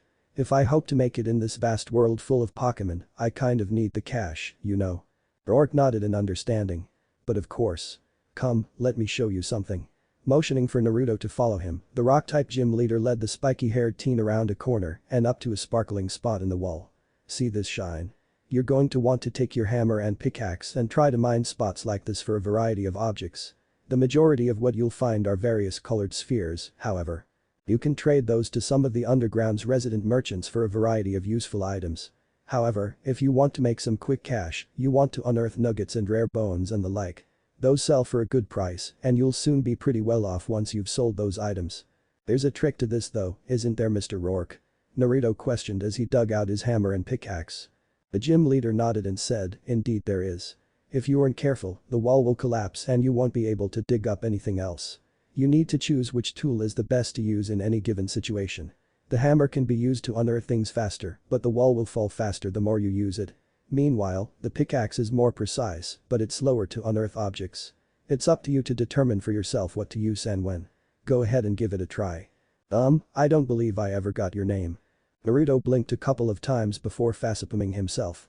Sorry Mr. Roark. I'm Naruto Uzumaki. It's very nice to meet you. Likewise, Naruto. Now go on, give it a try. I'm sure you'll come to enjoy it as much as I do once you get the hang of it. Roark said, grinning at the new trainer. Nodding in response, Naruto took his hammer in hand and began his excavation of the layer of wall before him. It was a bit awkward for his first try, but he managed to unearth a skull fossil and a small red sphere before the wall collapsed. Looking over the fossil, he turned to face Roark again and asked, what do I do with this fossil? Roark smiled brightly at his young companion and said, well come visit me in Orberg City when you can. I'll show you exactly what you can do with that fossil. I think you'll be quite pleasantly surprised. Naruto blinked a couple of times before shrugging it off and smiling at his newfound friend. Sure thing. I don't know when I'll get the opportunity to come see you, but I'm definitely eager to find out what I can do with this thing. Maybe I'll get to see another cute Pokemon somehow.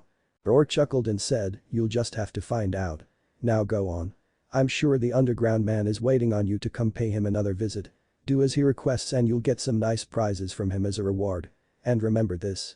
The Grand Underground is massive. A lot of areas in the overworld connect to one another via the Grand Underground. However, there's a number of sections of the Grand Underground that are separate from one another. Use your explorer's kit to visit the Grand Underground, often to see the sights, as it were. But, until you're ready, I would recommend avoiding the Pokemon dens down here. They can be a little rough on beginners, such as yourself. Noted. Thank you for all the help, Mr. Roark. I really appreciate it.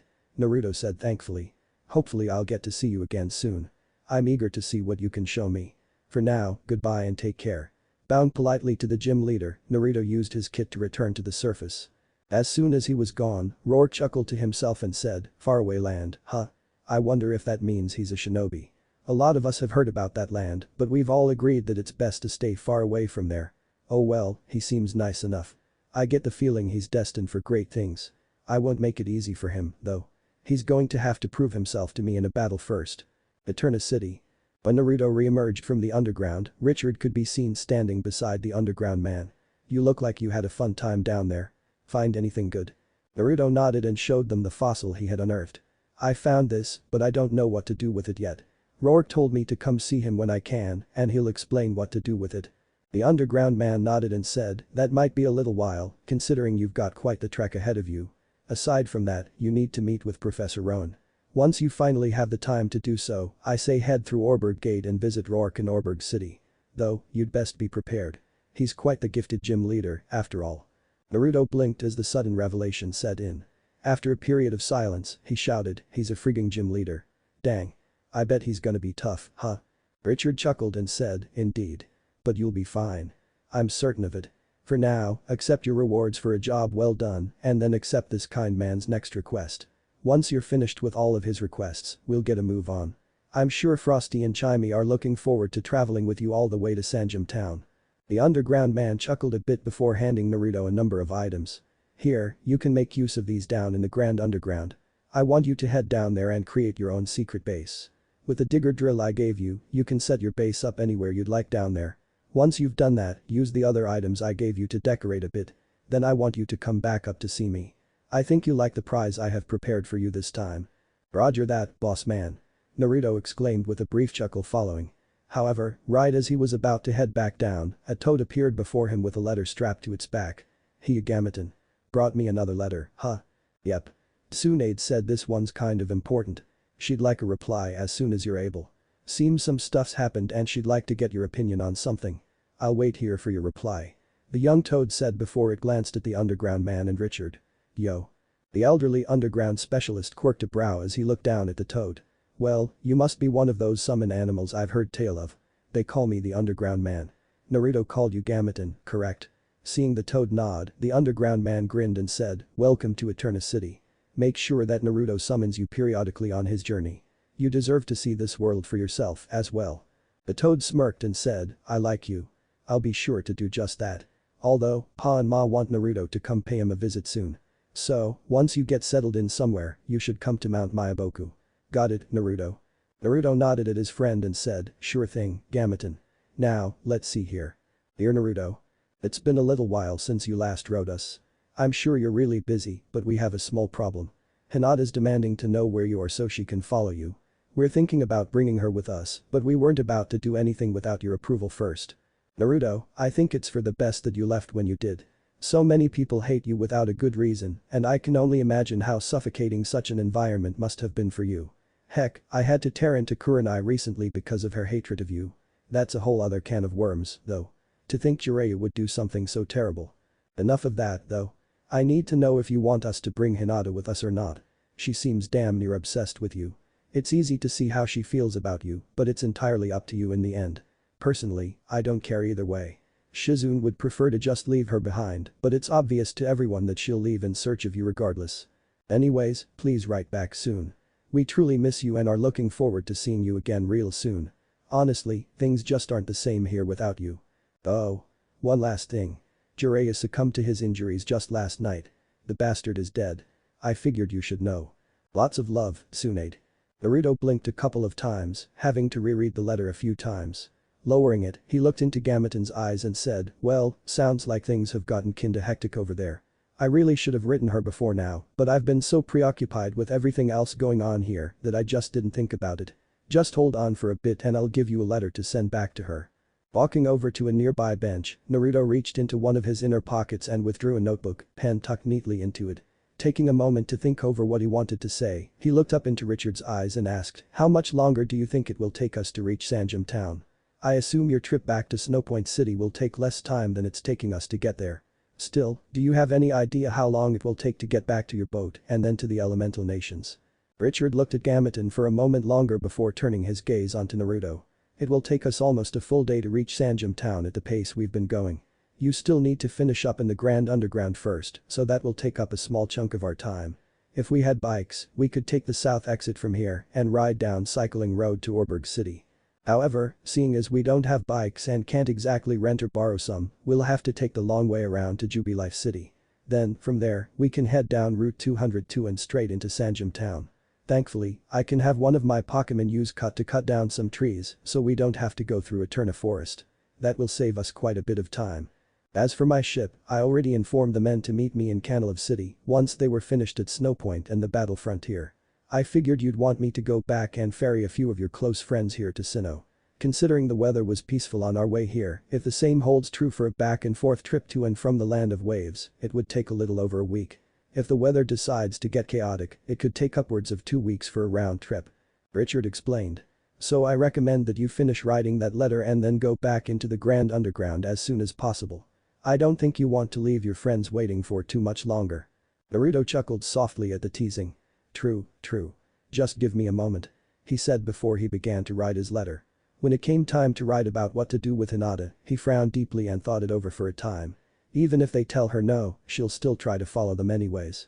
And if Richard doesn't bring her over here, she'll find another ship that will take her outside of the elemental nations. She could end up anywhere, in any one of these regions. As much as I want to say no, sighing softly, he cursed under his breath and thought, damn my conscience. She'd better not make me regret this. After a few brief moments, Naruto finished writing his response to both of Tsunade's letters. It took up 2 whole pages, but he had a lot he needed to say to her. Tearing the pages out as neatly as he could, he folded them together into fourths before handing them over to Gameton. Here you go, buddy. And swiping his fingers over a seal on his shirt, he soon handed the toad his reward. A bag of candy. Make sure to share those with the others, okay? But don't let them take too much. This is mainly for you, after all. Gameton grinned and said, thanks Naruto.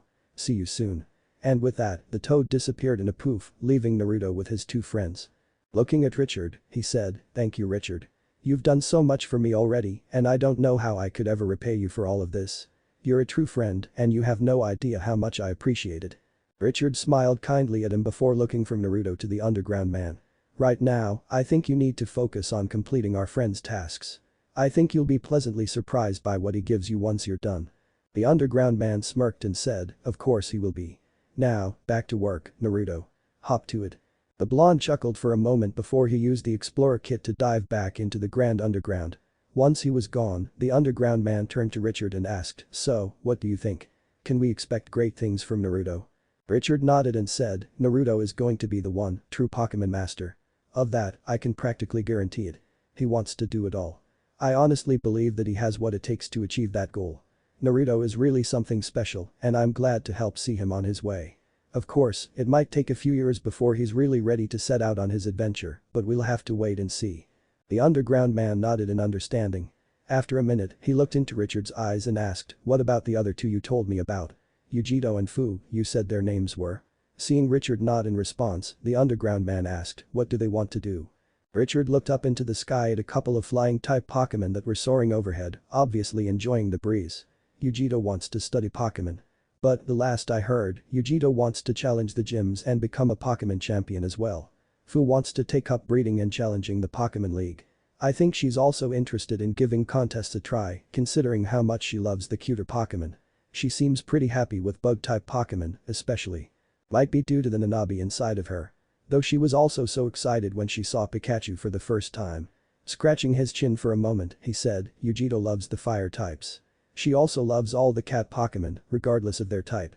Still, she's a smart one. She knows she won't be able to win with just fire-type Pokemon. So she decided that she'll branch out and really give raising a number of different types a real chance. I can tell she's going to be something special. Naruto's going to have a tough time matching up to the both of them. Still, I know he can do it. The underground man nodded and said, that makes sense. But what about them? So you know about the Akatsuki? Seeing the look in the man's eyes, Richard stared up at the sky again and said, they won't be able to find the 3 of them out here. They'd be searching the entirety of the Pokemon world before they ever found a trace of them. Still, that doesn't mean they won't try.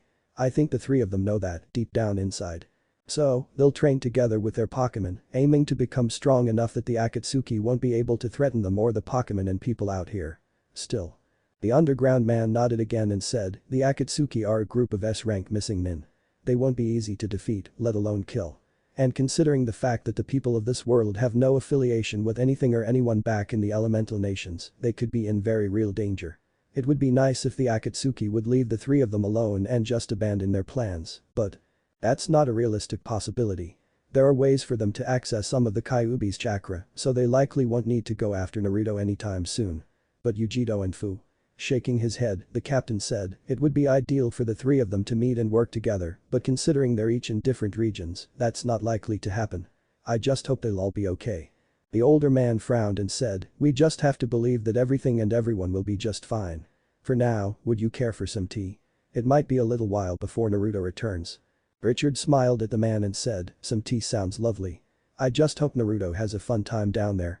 I wonder if he'll meet anyone else down there. Always a possibility. You know that as well as I do, Richard. The underground man said as he opened the front door of his house and motioned for the ship captain to enter. I hope you 3 will be ready for them when they do show up. We'll be counting on you. Naruto. The blonde shinobi frowned to himself as he moved through the underground of Sinnoh. Where would be a good place to set it up? Rounding a corner, he soon spotted a good location to set up his secret base. Stepping up to his chosen spot, he took out the digger drill and set it up before he activated it. He was honestly kind of surprised that the whole wall didn't just collapse, but he wasn't about to complain. Once the digger drill's job had finished, Naruto peered into the room it had created. Stepping inside, he looked around the barren room before shrugging. Not bad.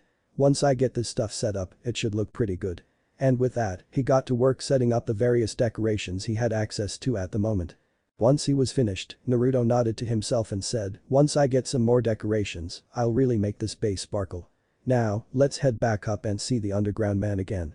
Upon leaving his secret base, Naruto was shocked to see a woman with black and brown, almost orange, hair. She wore a short green cape over a black top. Her midriff was bare and she wore a pair of brownish-orange shorts that went to just above her knees. Finally, on her feet she wore a pair of green boots. He had to admit that she was attractive, but he couldn't focus on that now. He was running on a tight schedule, after all. Hi. Tia. I heard there was somebody new in town and wanted to pay you a visit.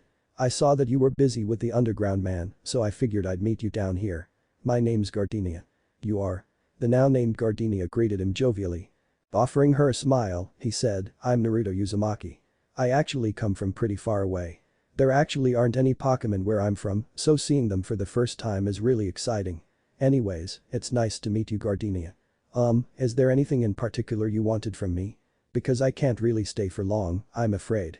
I'm supposed to get to Sanjum Town later today to meet Professor Rowan. I'm sorry. Gardinia simply smiled at him before saying, no worries. I didn't really have anything in mind. I just wanted to meet you and welcome you to Eterna City. Though, I suppose I should say. Welcome to the world of Pokemon. You're gonna love it. Naruto chuckled softly and said, I already do. Pokemon are so cute. I really can't wait to meet more of them and make friends with all of them that I can. Ooh. I know what you mean. Personally, I love grass types more than anything. I kind of go a little crazy over grass types. They're just so adorable. I love them all so much. Ooh. If you catch a bunch of grass types, I hope you'll come back and show me all of them. I bet they'll all be so cute and strong, too. I can't wait. Gardinia exclaimed excitedly. The blonde chuckled some more and said, I like you, Gardinia. You're pretty awesome. I'll definitely come back and show you all the grass types I befriend. Heck, I'd come back to see you regardless. The grass-type gym leader, though Naruto wasn't aware of such a thing, blushed prettily and found the floor very interesting at that moment. Thank you. You're really sweet, aren't you, Naruto? Naruto blinked and was about to ask what was wrong, only to think back on his words and blush deeply at what his words might have implied. Thank you, Gardinia. It's always nice to make a new friend. Even better when they're a pretty girl like you. We should probably get going now, huh? I'm looking forward to seeing you again. Take care of yourself, okay? Gardinia smiled at him and said, thank you. You're really nice, especially considering we've just met. I'm looking forward to seeing you again. And with that, the two of them left the underground, both of them going their own ways. Upon appearing back in Eterna City, Naruto looked around for a moment before spotting the underground man smiling at him. When the elderly gentleman motioned for him to follow, Naruto went inside with the old man. Upon spotting Richard, Naruto waved at him before focusing on the underground man once again. Now that you've made your secret base and decorated it, I think it's time I gave you these. He said before handing a small package to the younger man. 10 quick balls, 10 dusk balls, and 10 dive balls. I know you might not be able to make use of these for quite some time, but when you are ready to set out on your journey, I hope you make good use of these. Trust me, they'll come in really handy. Naruto smiled gratefully at the older gentleman and put the items away into his pack. Thank you so much, sir. I'll definitely be putting these to good use. I'm glad to hear it. Richard said as he stood up from the couch and approached them. Dude, I saw the tiniest hint of a blush on your face. Did you meet someone down there we should know about? He teased. Naruto's face erupted in a blush and he nodded meekly. She said her name was Gardinia. She really likes grass-type Pokemon. We get along pretty well and I kinda sorta told her she was pretty. Which she is. But I, probably shouldn't have said anything, huh? Richard and the underground man both chuckled at this. Smiling at his younger friend, Richard said, it's fine. I'm sure she appreciated it. Trust me, you'll be seeing her again. I'm sure she'll be happy to see you again whenever you feel like dropping by. Now, if we're all done here. Seeing the underground man nodding at him, the ship captain said, let's get a move on. We're heading west onto Route 205. From there, we'll take a shortcut around Eterna Forest and go into Floroma town. I think you like it there. We won't be staying for very long, though. So you'll have to go back there on your own time." Naruto nodded in response and said, "Got it." Turning to the underground man, Naruto bowed to him and said, "Thank you for everything. I'll be sure to repay you someday, I promise. For now, I guess I'll see you later." The older man chuckled softly and said, "Of course you'll be seeing me again, young man. I appreciate the company. Plus, you're a pretty bright lad. I'm sure we'll have plenty to talk about the next time we meet. Now go. You have quite the journey ahead of you." "Thanks again, underground man," Naruto exclaimed before he left with Richard. Once they were gone, the underground man chuckled to himself and said, "I wonder how he'll react when he finds out Gardinia is the gym leader here. Should be pretty amusing. Calling her cute, too, huh? Oh yes, she'll be looking forward to seeing you again too, I'm sure of it." Tsunade. Tsunade scowled to herself as she sat in the council chambers, listening to the idiots arguing with one another about their current situation. Eventually, they quieted down, and Inoichi turned to face the Hokage. "Hokage-sama, what do we do now? Without Jiraiya's spy network, we have no way of tracking the Akatsuki's movements, let alone keeping an eye on the other villages. Even worse is the fact that we still have no idea where Naruto has disappeared to. It won't take much longer for the other villages to learn that he is no longer within the village." Shikaku scratched the back of his head and let out a yawn. Ugh. So troublesome. Looking around at everyone, he soon turned his gaze back on the Hokage and said, "I know you care for the boy, but if he left of his own volition, we might need to look into capturing him somehow, regardless of where he's gone, and seal the Kyuubi into another host. One that won't abandon the village for greener pastures of course, without an Uzumaki, we can't exactly contain the Kyuubi. So." Before Shikaku could continue, Tsunade slammed her fist down on the table, shattering her section of it into splinters. "Continue that sentence and you forfeit your life. Naruto is not some breeding mare for you to use. Besides, all the girls here seem to care about is Sasuke this and Sasuke that. Do you really think girls would willingly bear Naruto's children if you dragged him back here against his will? Naruto deserves so much better than that. He deserves to feel loved and to love in return. Not this. How can you people be so cruel to an innocent young man like this?" Anzo scoffed and said, "That boy is not innocent and never has been. He was to be our weapon, our soldier, our protector. But now, thanks to Jiraiya and his incompetency, Naruto Uzumaki has disappeared to the point not even Team Kurenai can track him. It seems to me that the boy chose to simply run away from his problems rather than do his duty to this village. This never would have happened had Jiraiya shown even the slightest inkling of training the boy properly. And now, with that fool dead, thanks to you, no less," narrowing his eyes on Tsunade, he finished by saying, "We no longer have access to his spy network. I don't know if they were given orders on what to do in the event of his death, but I think it's safe to say we're now blind to the goings-on of other countries. As much as I am loath to admit it, we needed Jiraiya, and you murdered the fool due to some foolish obsession with our weapon." Tsunade glared hatefully into his lone eye before looking around at everyone else. "Say what you all want. I don't care. Obviously, my words aren't going to get through to any of you." So standing up, she walked to the door and said, "Call me when you're all pulled your heads out of your asses, and maybe we'll talk then. In the meantime, you all can go fuck yourselves. It's a wonder how you can all sleep at night with the weight of your sins bearing down on you." And with that, she left the room, not even looking back for a second. Returning to her office, Tsunade looked at Shizune for a moment before entering her office. Once inside, she stared at the toad sitting upon her desk, waving a letter above its head. "Gamaton. Did you wait long?" Shizune stepped into the room and shut the door behind her quietly. "He hasn't been here long. I'm just glad he didn't appear before the council. That would have been a disaster. Thankfully, it appears he has a letter from Naruto-kun. Go on and read it, Tsunade-sama."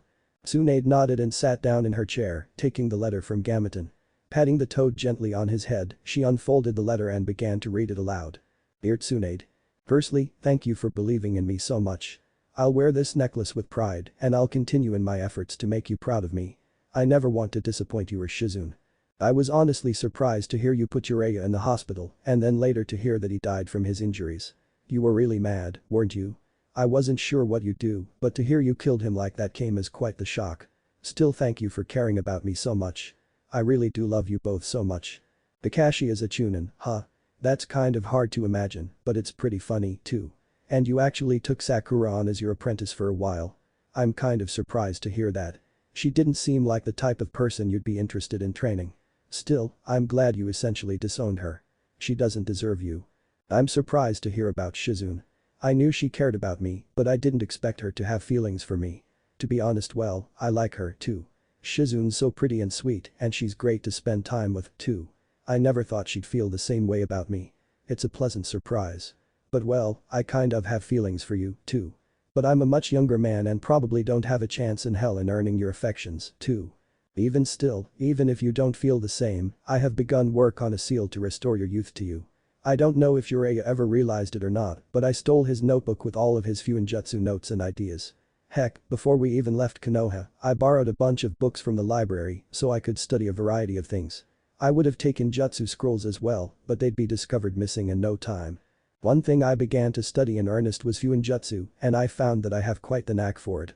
I used to think that ninjutsu was the coolest kind of jutsu there was. I wasn't impressed with ninjutsu, and my taijutsu wasn't anything to brag about. But ninjutsu always fascinated me, and I was excited to learn all of them that I could. But, when I discovered Fuinjutsu, it was like I had found my true calling. I've been creating my own, unique seals all this time. Heck, I would have created a seal to help remove Anko's curse seal, but she was never fond of me either. For you, though, I wanted to do something special just for you. As I said before, I love you and Shizune both.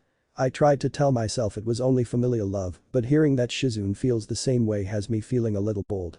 I think that, even if it's not with me, I want you two to be happy for the rest of your lives, no matter what you choose to do. Still, when we see each other again, I'll be sure to have that seal ready, just for you. As for the Ichiraku family and my fellow rookies, they don't really matter in the long run. Let them hate me or insult me all they want. I don't really care anymore. I'm choosing to just live and let live. Kurenai is a bit of a complicated case for me. I know what happened to her and her girlfriend in the past. Jiraiya spilled a lot of secrets whenever he got drunk during our training journey. It wasn't hard to coerce him into revealing certain secrets. I doubt she truly hates me, but she obviously can't trust men again. At least not easily. I sincerely hope she gets the therapy she needs, because what she went through is something nobody deserves to suffer through. Hinata, on the other hand, is another complicated case for me. I don't have feelings for her, but I can't just let her get lost out here in the world of Pokemon. I know she's going to try and follow you, regardless of my personal feelings on the matter. So, go ahead and bring her with you. Hopefully she won't try to push her feelings onto me, because I just don't feel the same way. As for the promise I made to Sakura, I know how stupid it was. I've been beating myself up about it ever since I left on my journey. As for the Akatsuki, well, I doubt they'll just let me be. I've heard about other sources they could get the Kyuubi's chakra from, but Yujito of Kumo and Fu of Taki are out here too. The Akatsuki are definitely going to come after us. I plan to train hard until I'm ready for whoever comes after me. I also hope to have you two at my side when the time comes to fight. Learning under you has been a dream of mine since you kissed my forehead that one time. I really respect you, and I always thought what you can do is really cool. I wanted to be just like you. Strong enough to defend those dear to me and skilled enough to heal any kind of wound. I think you're amazing, Tsunade. Anyways, you asked me where I am. I'm in a region called Sinnoh. Richard, the captain of the ship that brought me here, will be coming for you in about 4 days. Give or take a few days, depending on the weather. If I remember correctly, Richard said that Fu went to the Kanto region while Yujito went to Galar. I'm not really sure what they're up to at the moment, but they're in danger. Just like me. Knowing how vast these regions are and how busy I'll be, I doubt the three of us will be meeting anytime soon. Still, one can dream, I suppose. Thanks for everything you've done for me, Tsunade. I really do love you too. I can't wait to see you again. Love, Naruto. Both Tsunade and Shizune were blushing by the time the fifth Hokage had finished reading the letter. Looking into each other's eyes, Tsunade said, well, that's something. Who knew he felt so strongly for us? The black-haired medic smiled as she brought a hand to her chest. He's so sweet. We really need to get to him as quickly as possible. I want to hold him in my arms and never let him go again. Tsunade giggled and said, to think, he's been trying to create a seal, just for me. When we see each other again, I'm going to hug him tight. Maybe even tease him a little. Shizune giggled as well and said, I can't wait to see him again and tell him how I feel. When do you want to set out for the land of waves, Tsunade-sama? Tonight. For now, send for Hinata. I need to have a talk with her about our trip. Tsunade said, steepling her fingers together and resting her chin atop her fingers. I'm going to be honest with her and explain the situation in full. Hopefully she'll come to the realization that Naruto has no interest in her, but we'll see. She might prove to be far too stubborn to accept no as an answer. Shizune frowned distastefully, but went to do as told. That bitch better be thankful Naruto is so damn nice. Sometimes he's too nice for his own good, though. I sure hope this doesn't come back to bite us in the ass later. Later. When Hinata and Shizune entered her office, Tsunade looked hard into the young woman's face before pointing towards one of the chairs across from her. Once the Hyuga had taken her seat and Shizune had walked around the desk to stand at her side, Tsunade began. You were right, Hinata. I do know about Naruto's current whereabouts. However, I only recently received confirmation of exactly where he went. Hinata's eyes widened slightly and she gripped the armrests tight. So, he's really alright. And I can come with you, right? You are going to leave to go and find him, right? Tsunade frowned at her and said, yes. We are leaving to be with him. We're leaving the elemental nations and venturing into the outside world. Once we're done here, the two of us will begin packing up our belongings and then set out. You are going to be coming with us. Naruto has said that you can come with us. However. Hinata frowned deeply and asked, however. What's the matter? I think I deserve to see him, too. Shizune spoke up at this point, glaring into Hinata's eyes. Naruto-kun doesn't love you, Hinata. The only reason he's allowing you to come with us is because he couldn't bear to have you weighing on his conscience were you to get lost out there. You can argue that he doesn't love you back yet, but you will need to accept it when he tells you no. If he tells you that he doesn't love you and likely won't ever feel that way about you, I expect you to accept it and not pitch a fit. Do you understand me? Hinata narrowed her eyes at Shizune and said, you said when he'll turn me down, not if. You seem pretty confident that he won't want me, too. I can give him the family he's always wanted. Do you really think you can come between us? In case you were unaware, Naruto-kun and I were meant to be together. Shizune scowled at the Hyuga heiress and said, just go and pack your things. Meet us at the gates in an hour. We have some things to take care and we need to finish packing our belongings as well. If you're late, we'll leave without you. Scowling right back at her, Hinata said, you're in love with him. Figures. I guess we'll see which of us gets to be with him in the end. And with that, she turned and stormed out of the office. Once she was gone, Shizune practically snarled before saying, I don't like that girl. Naruto-kun is too nice for his own good. She's definitely not going to take no for an answer. The busty blonde Hokage shook her head and said, it's Naruto's decision. We'll just have to see how things go when we see Naruto again. For now, I want you to go home and continue packing our things. I'll join you shortly. Shizune nodded before turning and leaving the office. When she did, she saw someone she really didn't want to see at the moment. Glaring at him, she said, leave Tsunade-sama alone, Danzo. She doesn't want to see anyone right now. Especially not the likes of you. Danzo scoffed before saying derisively, you do not command me, woman. I'll do as I please. And with that, he shoved past her and entered the Hokage's office.